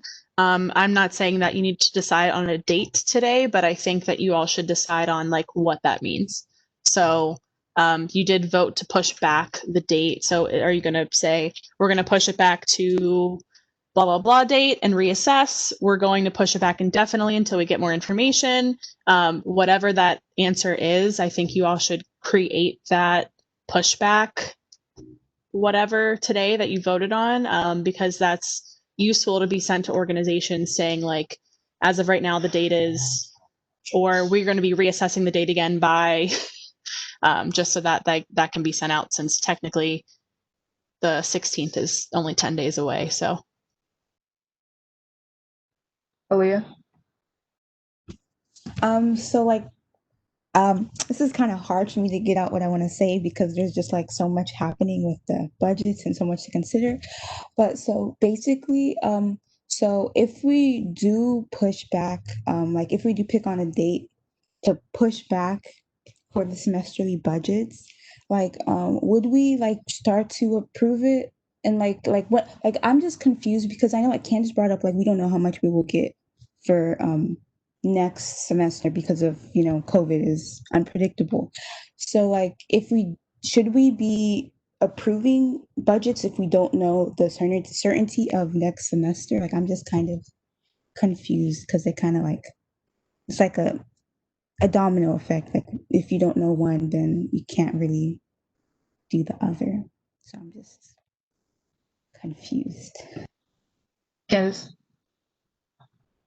Sure. So if you were to push back the deadline, and you were doing the semesterly budget process, you wouldn't review those as they come in. You would review them after the deadline. So say you push back the deadline to December 1st.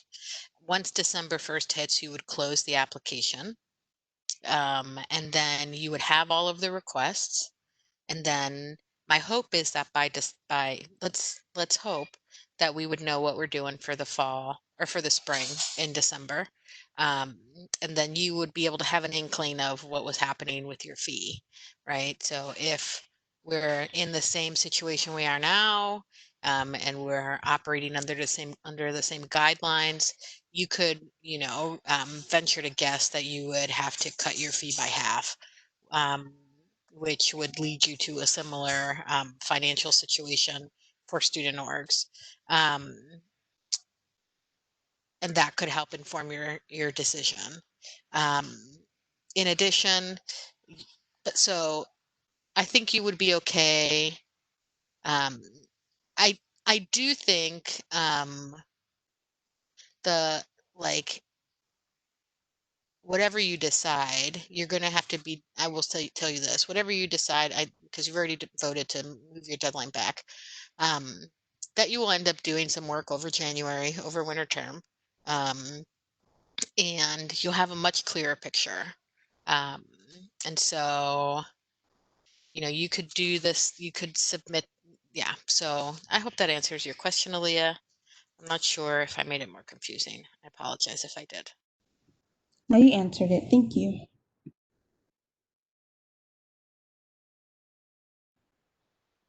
So I guess the glaring question is, do we want to push back the deadline and, have that moment of reassessment, or push it back to a solid date, like as Pooja says, a week after Thanksgiving? I don't know if that made sense. Pooja? Yeah, so I did say that we should push it back up till after a week after Thanksgiving, and then a week before, let's say 27th is the deadline. We should do 3 weeks before. 20. Sorry. Oh, sorry. I didn't know I was unmuted. I was talking to myself. Technically, any changes to whatever you do have to have 3 weeks notice to students. Okay, well, in that case, what else we can do is that we can send out a communication right now to the orgs and say that we will at least inform them about the deadline before we plan on having that, like 3 weeks before we plan on having the deadline, rather than telling them right now what deadline we're setting and then telling them we might, change it. Am I clear enough? If you want me to explain more, I can try to put it in better words. But yeah. Yeah, I'm a little confused about what you said, Pooja. Okay, so yeah, I said that what we can do is that communicating to the orgs that we're not having any set deadline. Like, we don't know what deadline we're gonna set for now, but what we can tell them is that we will let them know about 3 weeks before we set the deadline off. So let's say we set a deadline of 38th of the month, we will let them know at least by 7th of that month that 38th is your deadline, rather than setting deadline now and then change it based on the situation. Does that make sense? Yes, that makes sense.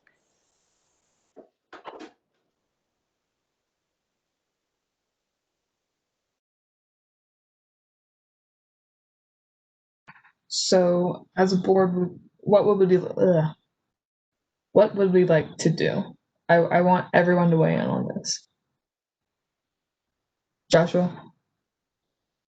I think that the two options that are being discussed are definitely valid, but I also hear and I heard earlier that there's the option of potentially doing Sahas and continuing with that process. So can that be included in the vote if we do have a straw poll or whatever coming up? And I was just looking at the meeting minutes from last week, and I wanted to ask how steadfast do we have to commit to the straw polls? Even though our straw poll was to change the deadline, do we still have to stick with that, or could we completely get rid of the deadline? Or I'm just confused on how strong we have to hold to that vote.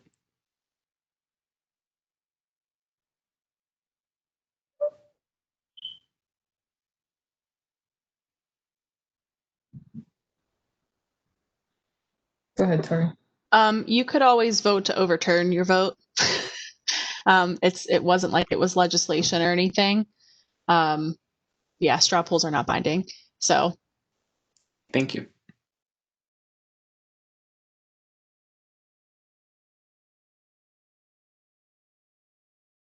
Joshua? All right. That's probably a motion that I would want to make, just because I think that there is another option to explore, which is just continuing with the Sahas process. In releasing language, maybe it's creating the Sahas application for the spring semester opens up on this date. Maybe that's after Thanksgiving or whatever. But I think that we should also explore that in whatever is coming up.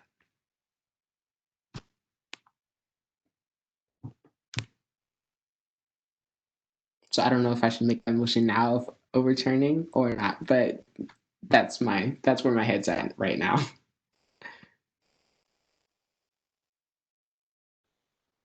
I don't see why not. Elia's asking for clarification or just a repeat. Okay, I'll try. I'm kind of confused. My apologies. But what I'm saying is that last week in our straw poll, we decided that we were going to, like, the two options were keep the deadline or change the deadline. We went with change the deadline, but I was asking if we could completely get rid of the deadline, which would mean that we would go against our straw poll from last week. So overturning it. And that's a motion that I'm interested in making just because I believe that some people are expressing interest in continuing with the Sahas process, which might complicate this a little less.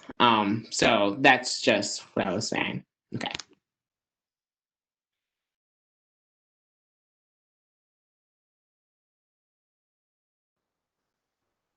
I mean, if you want to make that motion, you can. It would come down if there were any objections to it, and then probably more discussion on it. But Okay. Well, I don't know how to say that exactly, but I moved to overrule our straw poll from last week on whether or not to keep the deadline or change the deadline, which we decided to change the deadline then. Wait, sorry, Joshua. Can we just hold on a second? I'm so sorry. I feel like we're still kind of like deciding, and like, do we actually need to make a motion to overturn, or could we just like just vote like A, you know, Sahas, B, change the deadline, C, yada yada. But I feel like I don't know. Maybe I'm overthinking. I just need like a little bit more time to like process these three options, if that makes sense. Joshua? I think that overturning that decision isn't binding either. So it just opens up the options that we have rather than saying this is what we're going to go with. We could still decide to just change the deadline if that's what the vote was at the end of the day, but it just opens up the aperture for what we can decide on.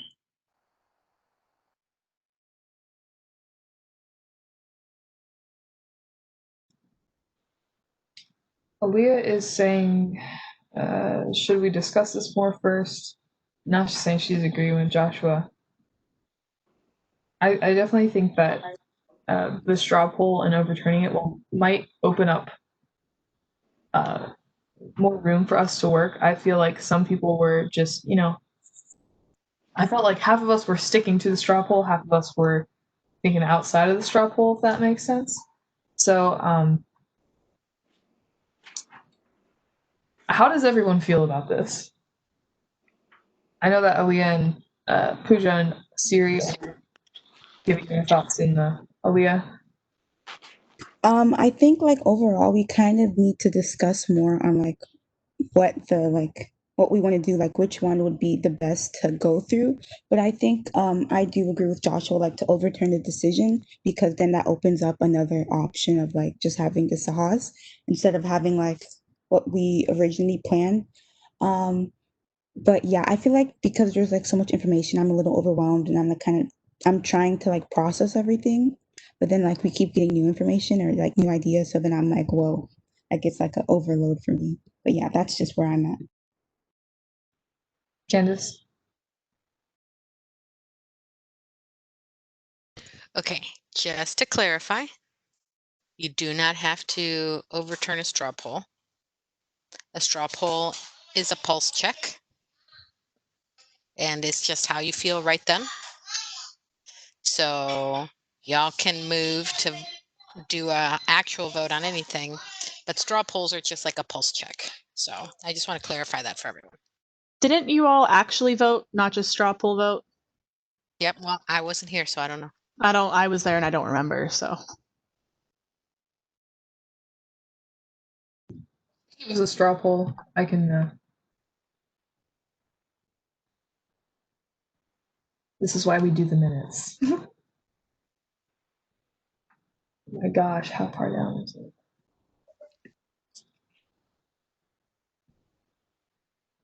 Yeah. It says if the board would like to have a vote. We'd have to consult YouTube. Joshua? I was just going to say I was looking at it in the minutes, and I don't see where it specifies that it was a straw poll. To my knowledge, it was, but since that's not in the minutes, there's nothing that says that it definitively was. Siri. Yeah, I might have been misconstrued, but yeah, I wasn't disagreeing with whether or not I think we should continue with Sahas. My whole thing is I just didn't think we needed to overturn a straw poll because it's a straw poll and it's non-binding. I just thought we should get more information on what we want to do, pros and cons, and then just add another vote instead of overturning the straw poll and going to voting again. We could just literally just say oh, A, Sahas, B, this, that, C, this, that. But if it is an actual vote, then of course that changes things and we would have to overturn it. But I think if it's a straw poll, I don't see the need to vote again to overturn it. We could just discuss more on pros and cons and then go into actually voting, if that makes sense.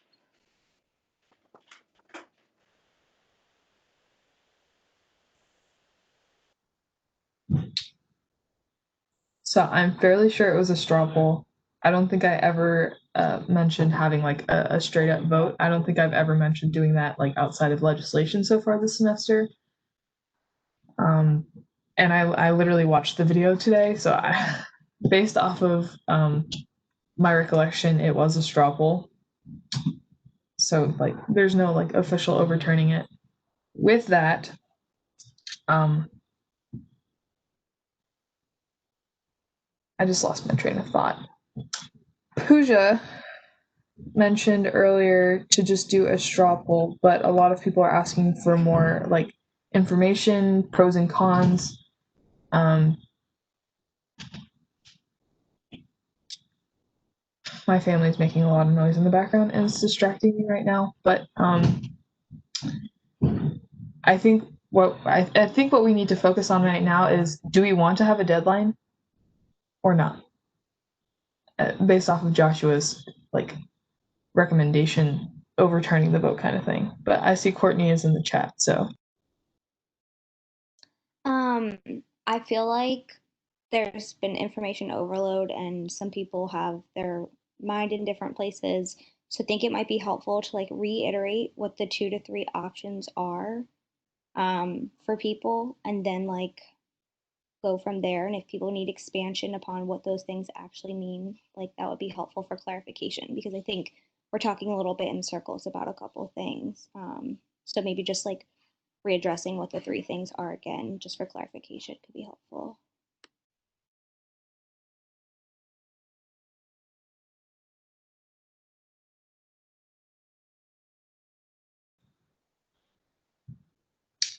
Yeah, that'll probably be best. So I'll just all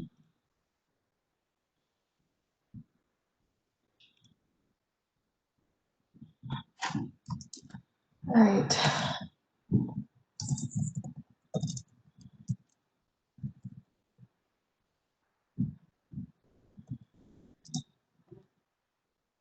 So correct me if I'm wrong, but I'm trying to recollect everything because it was also information overload and my brother is literally screaming in the other room. But Joshua mentioned not having a deadline and just working with Sahas. Please correct me if I'm wrong, Joshua. You are right. Okay. I think I would also just title that no semester budgets, because that's essentially what it is.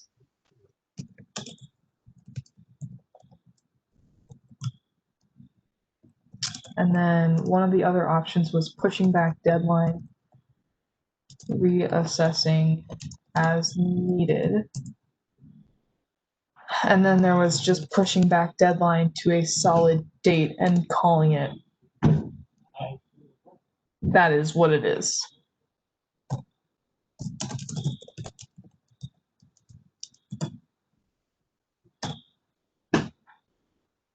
Was there anything else that anyone brought up? Rashad? I think the point that Pooja brought up was also a viable solution. Would that fall on the second bullet point? Yeah. my only issue with that is how far it's being pushed back. But again, that's just my personal preference. Pooja? I was literally typing in Moshad, but I'll say it now. So I think I said that we could not have a deadline for now, but what we can communicate with the orgs is that we will let them know about 3 weeks before we actually set the deadline off. Does that make sense?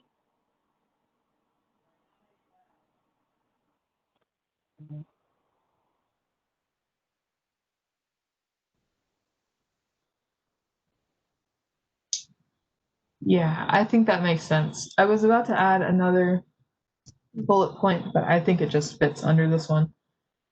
So, question is, do we want to do a straw poll or a straight out vote? So that we don't confuse anyone right now. Straw poll is non-binding. Vote at the time is binding. Tori says straw poll. Okay. All right. So these are your options.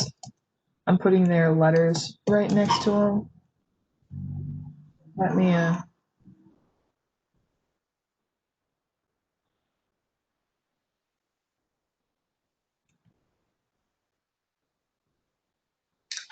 yeah, Marsha, that is a good point. So are there any, I guess, pros and cons that people would like to bring to the board regarding these options? Siri? Oh, one pro for Sahas, I'll say we're kind of all used to it now, it's been working out pretty fine. So I kind of like Sahas because, like I said, we're familiar with it. It's been working out fine. And even if we have to cut our budget, we'll still know how to work with it with Sahas.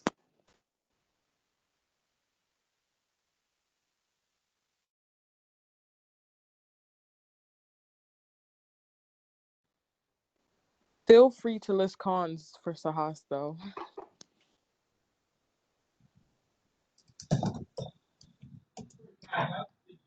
Candace? I mean, she asked, so I'm going to give it.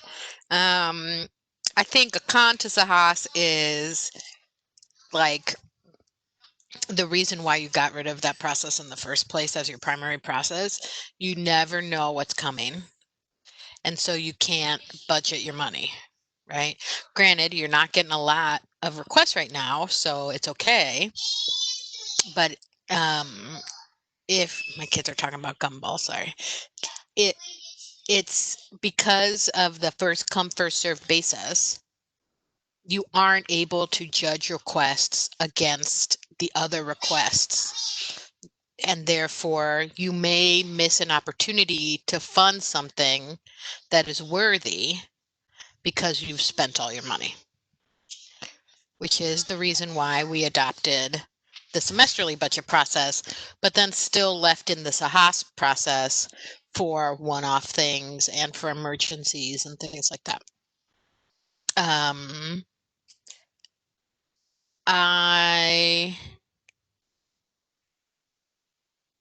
Yeah, that's what I got. Joshua? I think that a pro is that it doesn't put us in a position where we are overcommitting ourselves and we can't back that up at the end of the day because of budget restraints. I think that a con is that I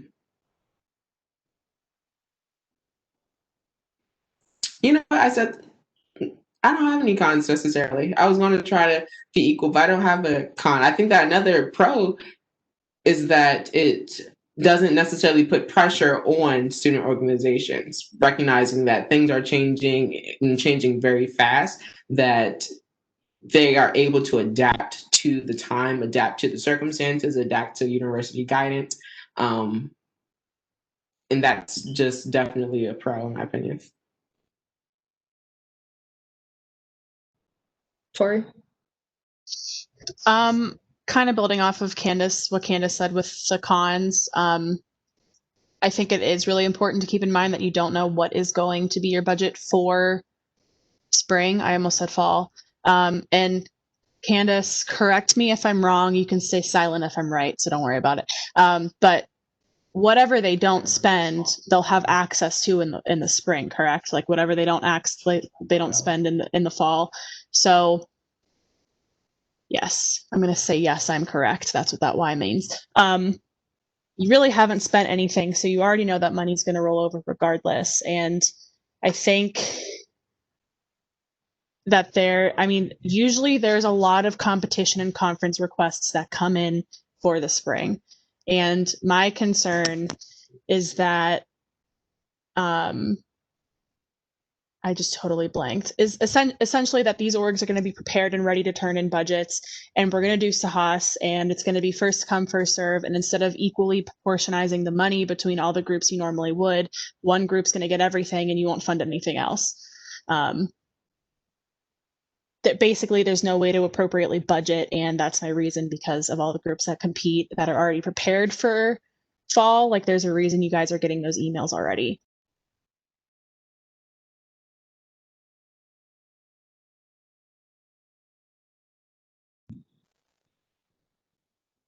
Yeah, are there any more pros cons for option A? Something else that I think is, important to keep mind of is that we have the autonomy to choose how much money we're cutting from next semester. And if finance board feels as if they need a larger amount of money to sustain Sahas, then me and Siri will do, the budgets accordingly. But I just want to make that known that we have the autonomy to make sure that we have the money that we need.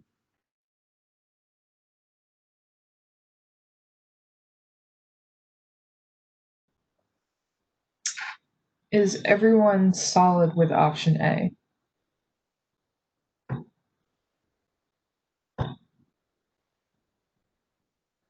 Quick yes or no in chat is fine.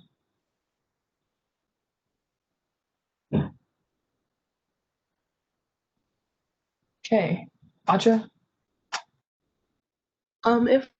Just to clarify, this poll isn't binding or non-binding? Like, are we going to, based on this poll, change whatever our next communication to our student orgs is, or are we going to, basically, are we going to move forward with this?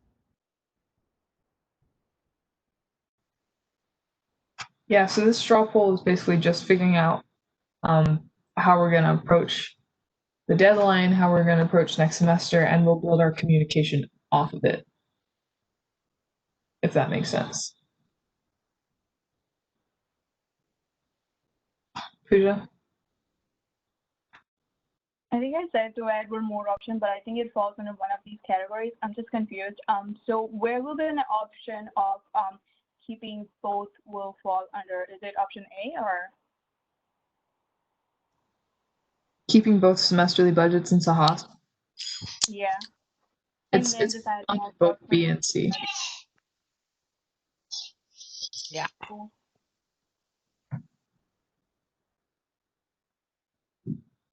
Like the deadline for semester budgets is still going to be there, especially for the clubs like Mock Trial or Moot Court or anyone else that, as Tori states, already is planning next semester, like is a competition or a conference or something along those lines that they already have known for a long time that they're going to go to, if that makes sense. And then once we get to spring, Sahas will still be there for us to use it accordingly as stated in the budgetary statutes.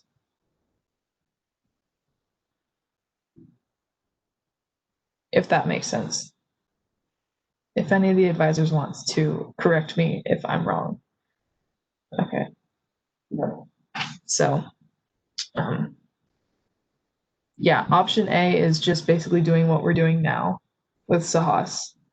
So, and then B and C is retaining semester budgets and Sahas as they usually are in the budgetary statutes.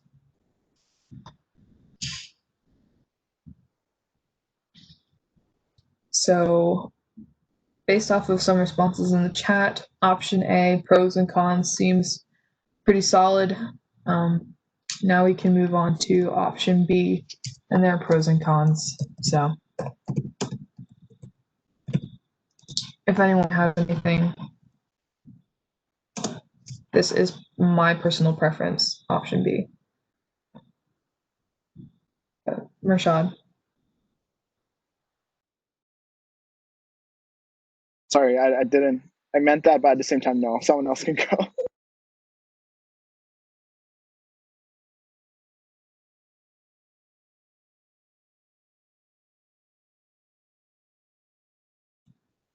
Acha. I'll say a pro is that this allows us to account for the fact that um, there might be a chance that certain events may be able to go forward in the springtime, which will lead to clubs requesting more or less money. And also it allows us to be able to, if going through with semesterly budgets, we'll be able to have better plan out our money and ensure that all clubs do get the funding they need. The only the con I can think of right now is that if we keep pushing back, it's we won't like we're not working on solid ground. We don't really know what's going on, and also that will leave clubs confused. They won't know whether they should be working with a deadline, whether they shouldn't, and they might have to scramble. And it just puts more stress on us because I don't know. So yeah.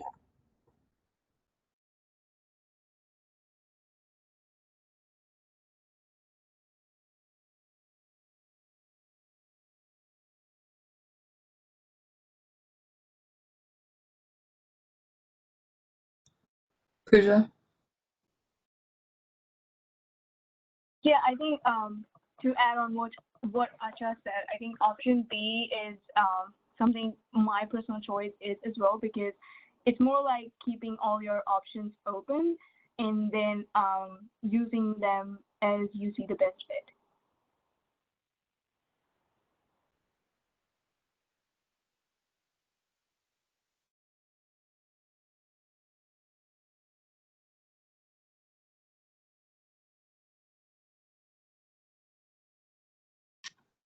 Rashad. I just wanted to mention, based on what Tori said earlier in the meeting, that the con for option B is it's not practically, should be finance sports problem to deal with, club confusion and stress for the clubs.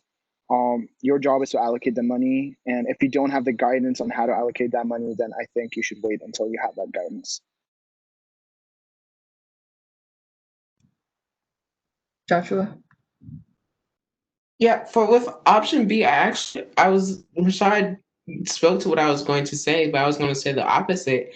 I think that yes, it's our obligation to allocate funds to student organizations, but at the end of the day, if student organizations don't have expectations that they're working with and they don't know what's going on, then what's the point of us even giving funds to them? Because it's going to be difficult for them to even do their job of planning events and uplifting the culture at UMBC. So I think that that's one con. It's just unfair to student organizations because they don't know what the expectations are moving forward. And even if we were to come up with a date later on, that's not to say that they even have the time to really plan, because the point of the budget system is that they have a semester to plan ahead and it holds them accountable. But beyond that, if it's like in December and we're saying it's like, what's the point then? I don't know if that made a lot of sense, but that's my thought. Tori.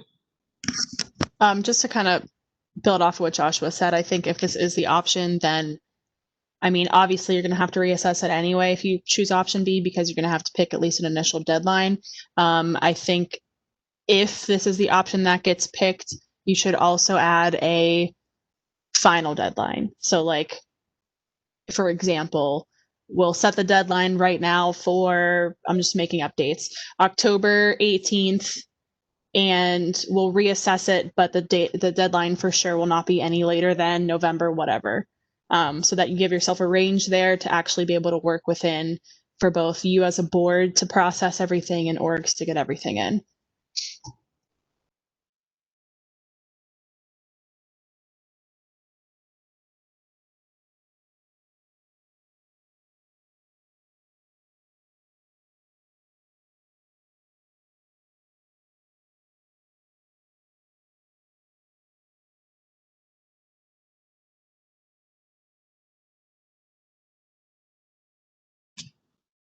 Any other pros cons discussion points for option B?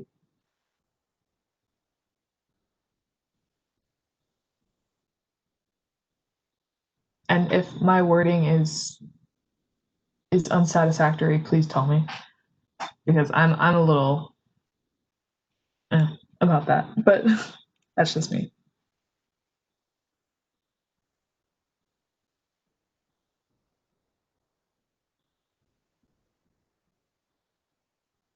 Oh yeah.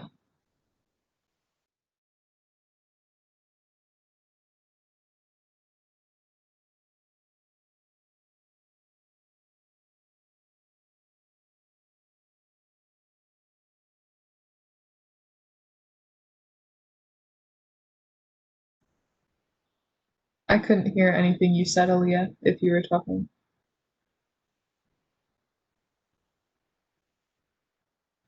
I still can't hear anything.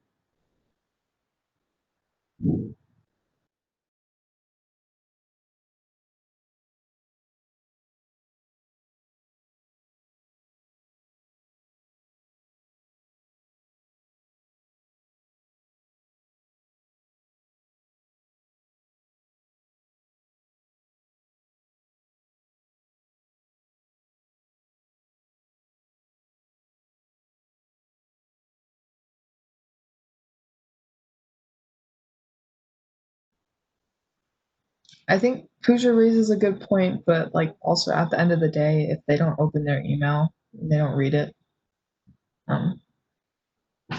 Like what can we do for them?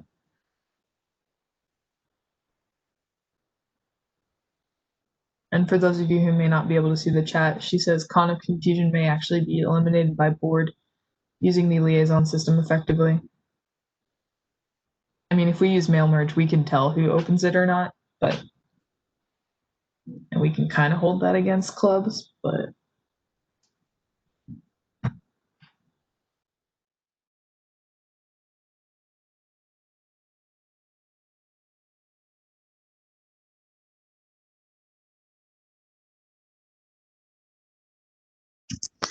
So just to add some clarification, we post anything that you all post on the treasurer's page and the officer's page, and they are very well aware that if they're missing information on there, that's their own fault. Like that is the main line of communication. So there's really no excuse for things to get missed because the officer's page goes out to their whole e-board, which is at minimum 3 people.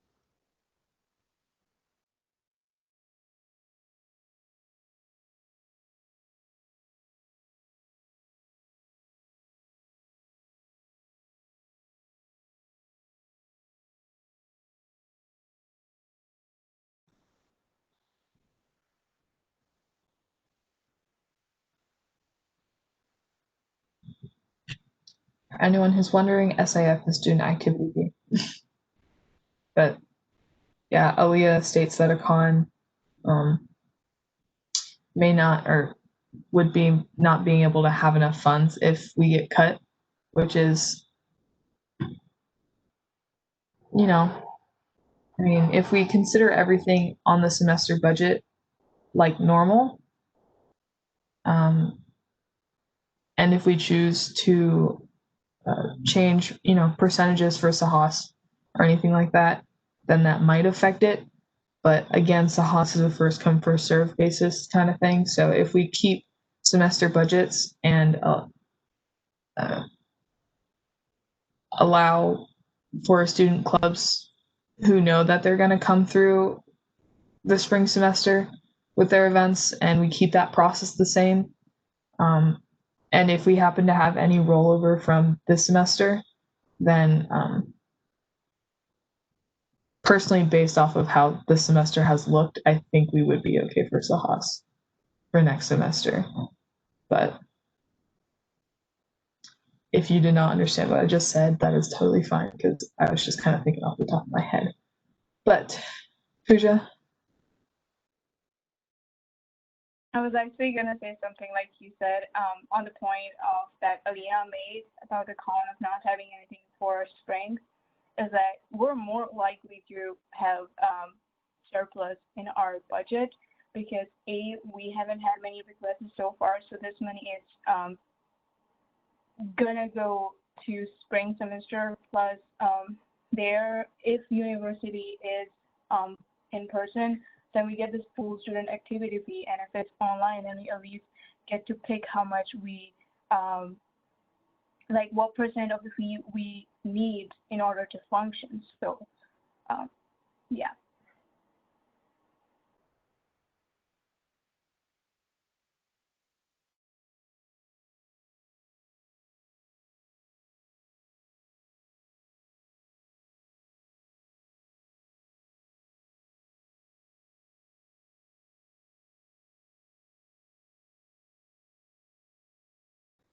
Siri?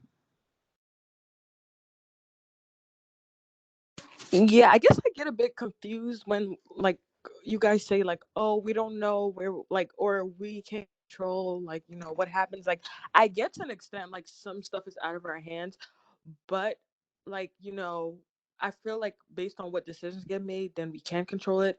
For example, we weren't on campus this semester, so we had to cut our student activities fee. So then we had about $100,000 cut, whatever. And then me and Mershad and Candace made the budget based on that cut. So I feel like we have control to an extent. So I get confused when you guys say that because from my perspective, we're either going to be in a similar situation that we are in now if we're not on campus, but of course more money because I'm pretty sure we'll have money rolling over from this semester since we've barely touched $1,000, or we'll have more money if we don't have to make as much of a budget cut. So I guess I get confused when you guys say like, you know, we don't have control of like what our budget will be. Yeah, I'll elaborate, Siri. I wasn't necessarily stating that like you will obviously have that kind of control, but as far as if we're on campus, if we're not, if enrollment is down, I don't think I necessarily understood Aaliyah's comment of a con that we're not going to be able to provide funds because we don't know what we have. But I think that's kind of a little off topic of what we're deciding. Some things are out of the control of the board's decision, like regarding to what we're supposed to be talking about right now.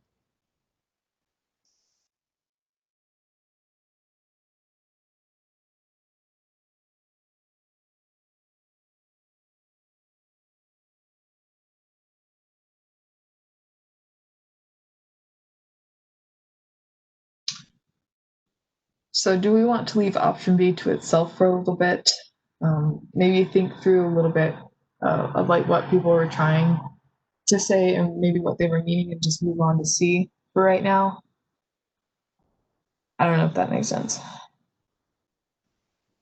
I think that's a good option because depending on what you pick, you can dive deeper into it once it's picked, but we have been focusing on this for quite a long time and I kind of feel like the conversation's gone in circles and off track. So if we can keep things on track a little bit there.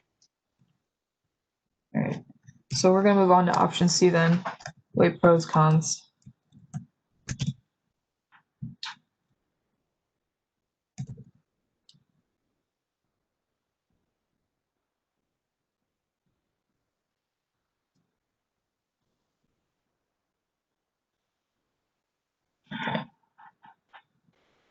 So personally, I think option C maybe mirrors option B just a tad bit, especially with Tori's suggestion of a maximum deadline. But I think that just gives us a little bit more flexibility with that option.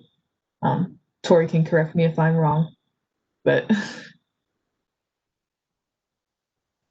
Can you say that again, Sierra? I was saying that option C might mirror option B just a little bit if based off of your add a maximum deadline suggestion. It's just option B provides a little bit more flexibility with working around that deadline, if that makes sense, and communication with orgs. Whereas C is just kind of like us saying, well, this is our date. That makes sense. Yes. Okay.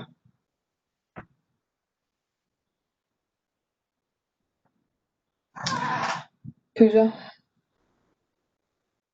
I think the biggest con of option C is something Candace mentioned earlier, is that how can we make a decision about a situation we don't have enough information of? So going with C will be something we will do with the lack of information. So it will be a very rigid option to go with because it will not allow us to be flexible, and I just don't think that's something we should go for. So that's the biggest con, according to my opinion.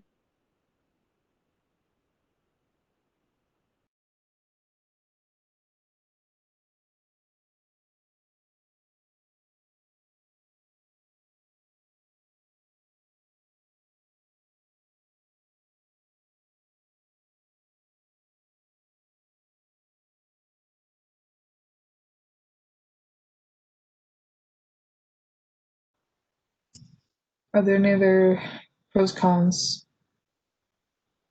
discussion points regarding option C?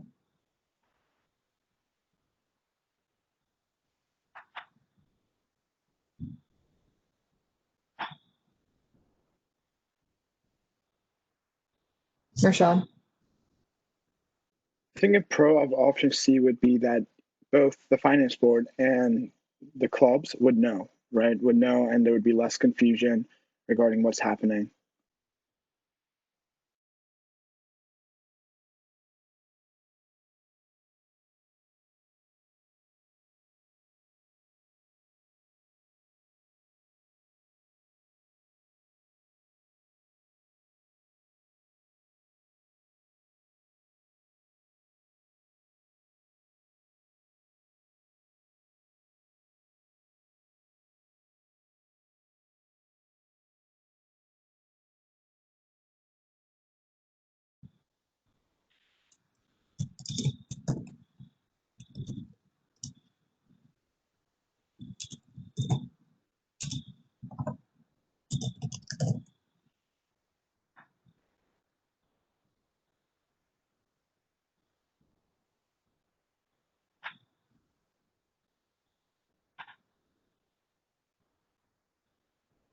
Any more pros and cons? Pooja?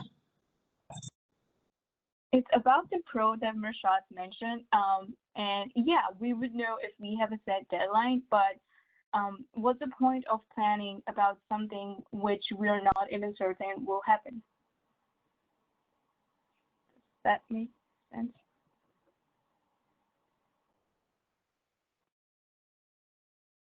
I think so. The contradiction of that will be if we plan on based off the deadlines, it will definitely avoid confusion. But then if things change, we'll have to do the same. We'll have to go through the same process again. It's just extra work.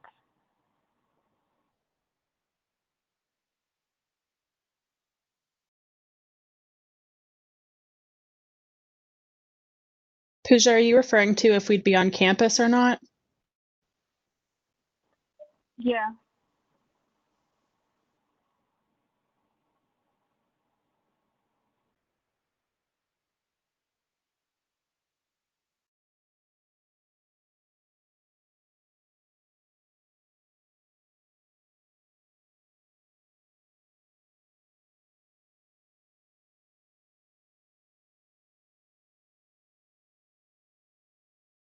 Tori? I think it's from this point until we know otherwise, we need to be in a mentality that everything's going to be virtual, right? If, and Candace, Courtney, please chime in if you feel otherwise. If there are any events that could potentially be held on campus, they're not going to be the same scale as before, right? There's not going to be big events in the ballroom. They're not going to have a regular office space that you can have 12 people in. You're going to have 2 people in it based on regulations and guidelines. So I think that if, and I'm capitalizing the if in my mind, there are on-campus events, and if orgs are allowed to plan them, because that's a whole nother can of worms also, they're going to be very limited and very few and very a lot more planning is going to have to go into them as far as them getting approved to happen also.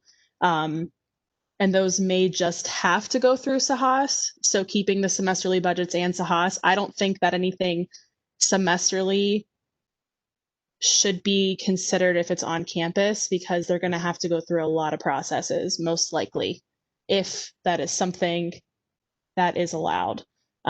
So them getting budgets in time probably won't happen if that is something that's allowed to happen, because it's going to have to go through all the processes and then ECS and then admin and everything else to approve it anyway. Just something to keep in mind.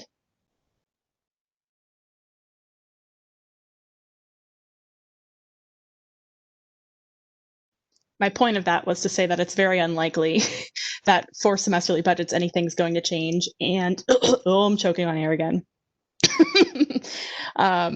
And if things do change, it won't be to the scale that orgs are planning for online. Like, they won't be able to have the same amount of people.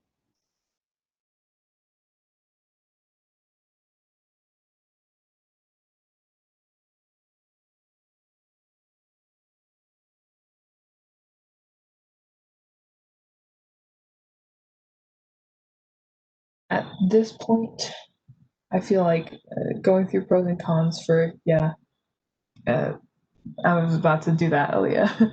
I feel like going through pros and cons would just be a circular thing again. So I feel like it now would just be the time to vote. So just, I'm gonna bold the actual, I'm gonna be particular about this, but no, stop that. Google is gonna give me a heart attack. Okay. So we're just gonna go ahead and vote unless anyone has like glaring issues with any of the, I'll give you like 30 seconds.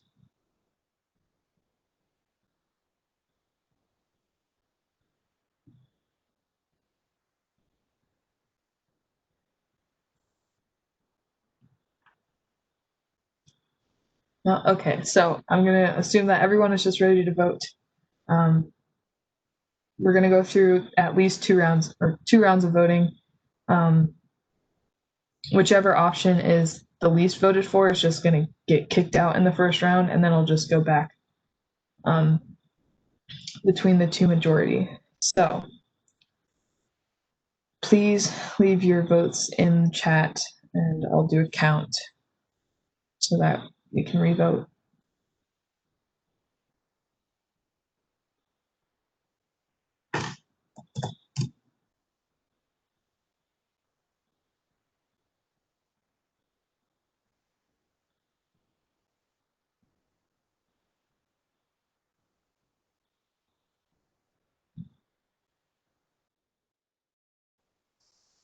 Liam, what's your vote?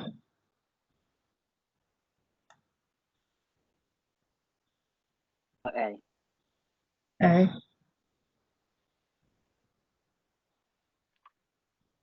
So majority is in favor of option B. C wasn't even voted for, so I guess this vote can just go between A and B. Candace, Courtney, Tori, you can correct me if I'm wrong, but Yeah, if nobody voted for C, then you don't have to revote. Okay. And is this a binding vote or is this a straw poll? Straw poll. If you were going to take any action based on a vote, it would have to be a binding vote. Okay. Would we have to revote if I made it binding, or could I just state that it's binding? Revote?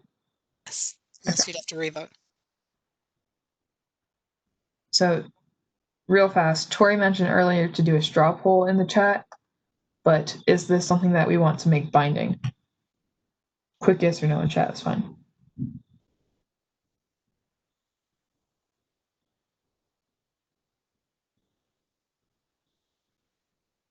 All right. So everyone is saying to make it binding, besides Acha. But we'll have to do a quick revote though. So we're just gonna scratch C off the list because nobody voted for it to begin with. But between A and B, this is gonna be for a binding vote. So please leave your votes in the chat. Do I have to motion? It has to be a motion to vote. Yeah, you have to. There has to be a motion to vote. Okay. I move to vote on semester budget deadline options. Who just seconds in chat? Are there any objections? I hear or see no objections, so by general consent, we are going to vote on semester budget deadline options. This is going to be binding. We're just going to scratch C off the list because nobody voted for it in the beginning. So your options are between A and B. Please leave your vote in the chat.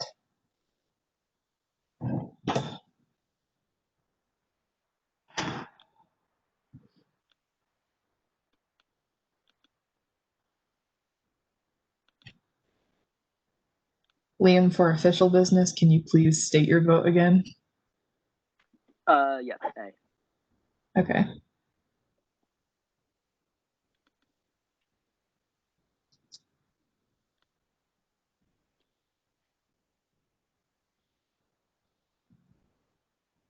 Acha, have you voted or are you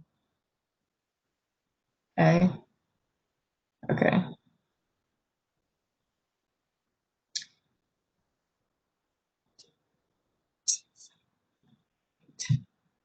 Well, my vote would not make or break a tie, so my vote will not matter. And with that, it's majority A. So with that, this is a binding vote, and we're just going to go ahead and say no semester budgets, and we're just going to go with the Sahas process as we're doing so now for next semester.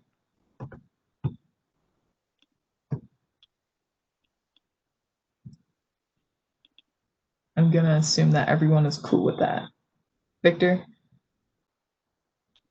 Yeah, so would this also be included when we actually go to campus next semester? Like if school was in person next semester?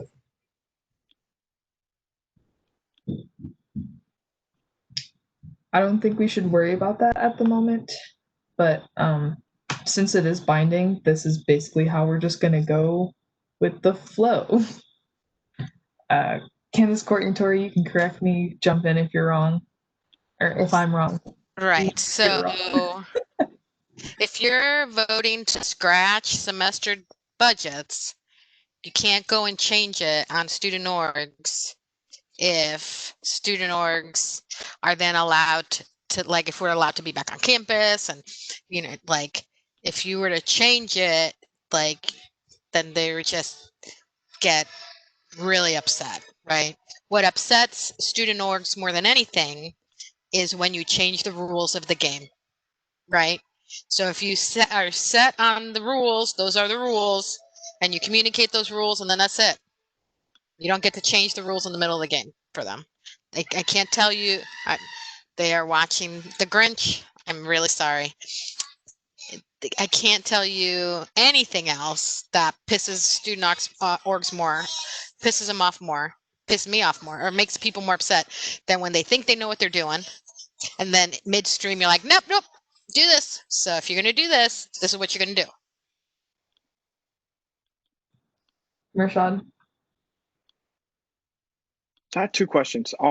If we were to go with option A, and school happened to be, I know rewinded. It's already voted, so we're going with option A. But is that if school happened to be school happened to be in person or hybrid, would they be able to and if events on campus were allowed? Again, no one knows what's happening, so we can't say that they're not or they are, right? No one knows what's happening.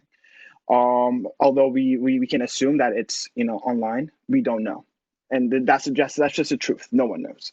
So with that being said, would Sahas be able to fund those on event campus in the case that they were allowed? I guess that's my question.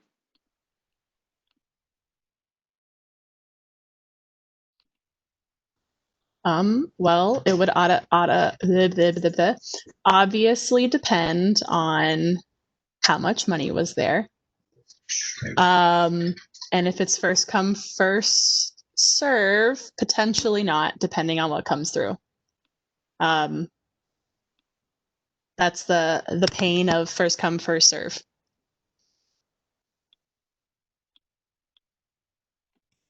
Rashad. So I don't want to overstep my boundaries.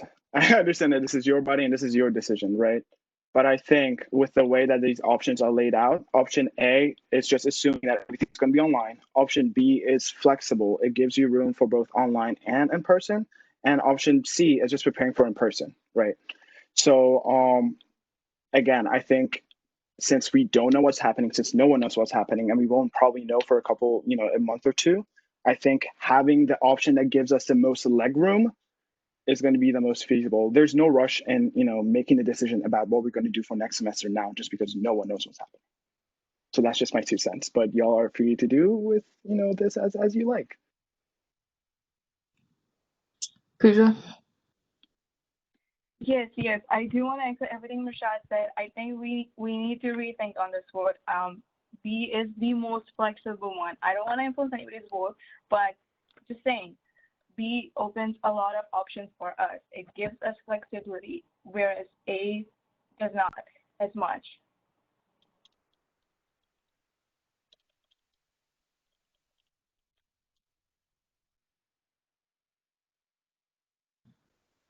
Joshua? So, two things. One, I think that both are pretty flexible. If a student organization is going to have an event in person, they're going to have an event in person, and they can still request money from Sahas, and then that money can be allocated towards that event. It's just a question of who's going to be planning the event first, and that doesn't really have to do with whether it's in person and whether it's online. And then my second thing is we did vote. So I don't know about like going into the habit of revoking our votes and going back. Like, yes, more was said, but at the end of the day, we did just have a binding vote. And I feel like that's what we kind of got to stick with.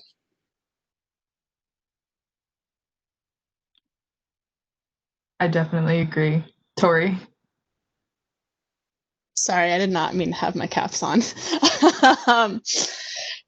But since it's on, if you are going to be, not if, you already voted, since you are getting rid of semesterly budgets and it's Sahas, I think, and I don't know if you need to decide this or not, we've already been here quite a while. The idea of when can orgs start requesting for spring should probably be a conversation. Because since you're removing semesterly budgets, a lot of those orgs that are competing need that funding more ASAP, if that makes sense, and need to know sooner so they can pay for registration depending on those deadlines.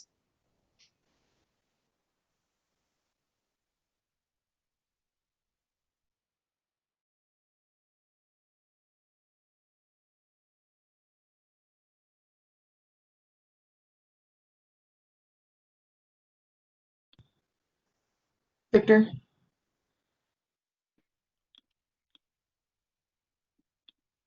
All right. Yeah. So if we're using SaaS for next semester, can we make it so that I think there's a limit to how much we can how much funds we can give orgs from SaaS, right? If I'm right. So can we like make that flexible to accommodate for like conferences and competitions?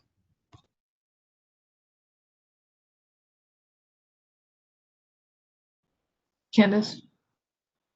I think that Victor was in my brain. So here's what I would say. You voted to get rid of semester budgets and you have Sahas. So my recommendation would be to then consider, do you have pots within Sahas like you have in the semester budgets, but they're still first come, first serve? And yes, there is a maximum on how much a student org can request in general, per person maximum, right? I think for on-campus events, and then, but that would be like transitioned over to virtual events, I guess. But I think this is the first step. I think the next step would be, and you don't have to do that right now, is to say, okay, so if we're going to do this first serve, how much is, I would recommend saying, what are your different pots for different things? Because if I think you don't, you're going to run into what Dory has so eloquently stated, that the people who know what they want to do are going to push all their requests through, and then you're going to run out of money, right? So, but again, you don't have to do that right now. I think this is if this is the decision you make, this is the decision you're at. I think that you probably have what I like to refer to as some decision fatigue at the moment. The end of the day typically tends to give you that. And we're living through a global pandemic, so every decision feels weighted and hard and really more serious. I mean, it is more serious because of all of the things. So I would commend you on making a decision, and I would recommend that you call it a night and come back to how you're going to make this play out for student orgs at your next meeting.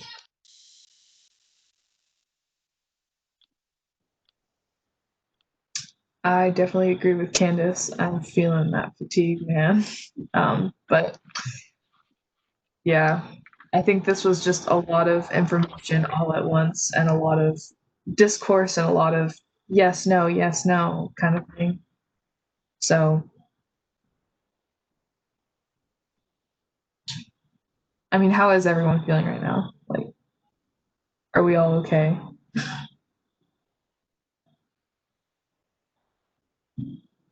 I'll take radio silence that, we're all on the same page. So, me too, Aaliyah. Joshua.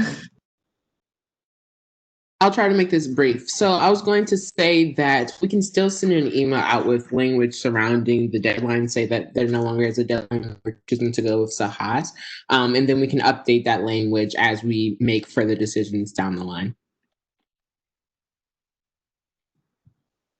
Yeah, that was definitely my mode of thinking. Just getting communication out as early as possible, and then giving ourselves the time to work around figuring out when the Sahas application will open up. So, I mean, if no one has any or if anyone has any questions about that.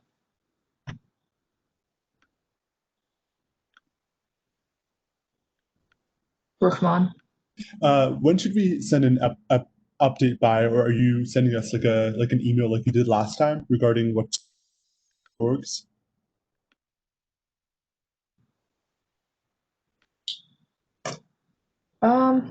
I think we can draft it out, Ali and I. Okay. Yeah. Because We'll do.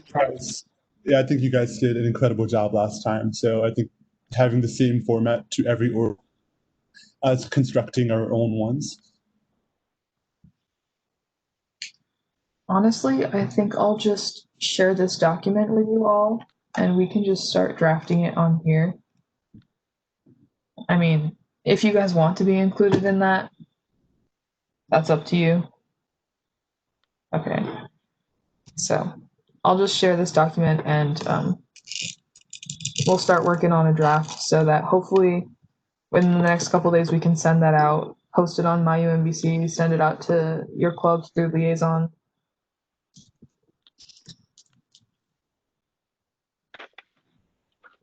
But so we have, yeah, okay. I'll reach out to Matt.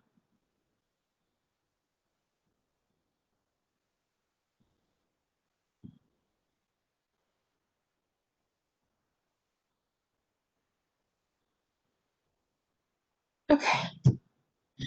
So just to summarize, recap, we made a binding vote on no semester budget / Sahas.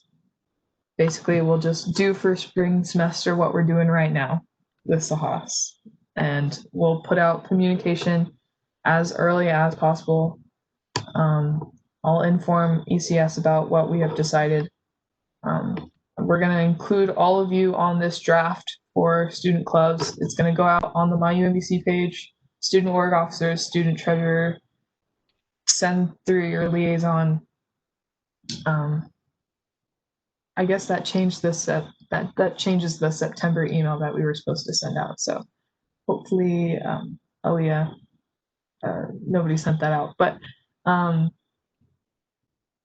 yeah, so communication saying that no semester budgets, but we are going to work on opening the Sahas application for next semester, and that's going to be our biggest thing to discuss next week is when we are going to open that. Is everyone cool? Is everyone on the same page? Yes. Okay. All right. 3 hours, y'all. All right. So, who would like to do the honors and end this period of discussion?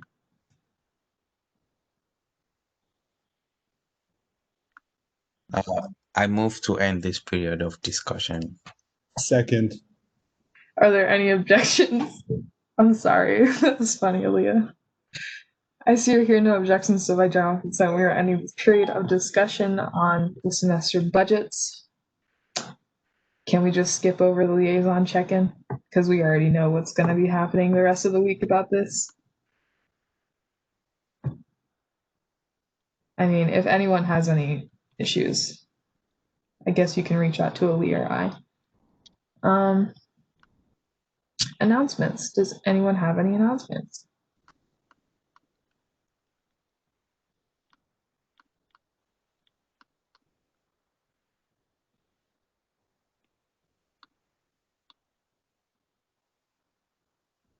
I don't know if people actually have announcements and are not saying them because they want to leave, or if nobody actually has any announcements. So I'll give you like another minute. Vote. Rashad? That's my only announcement. Go vote if you haven't already. True that. Rahman? Yeah, there's like the vice president. Please watch that. And on October 8th, there's like a post-debate lunch and learn with the Honors College. So if you're please come through and we'll have a civil debate.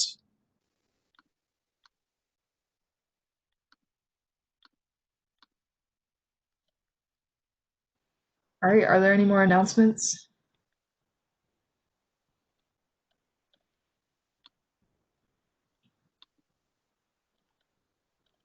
If not, we can move on to final roll call. And I recognize that Acha's present, Aaliyah's present, Joshua's present, Liam is present, Pooja's present, Rahman is present, Siri is present, and Victor is present, as well as ex officio members Candace, Courtney, Tori, Mershad, and Tony. And with that, I adjourn this meeting at 8:30 p.m. And I'm going to stop recording if I can find it.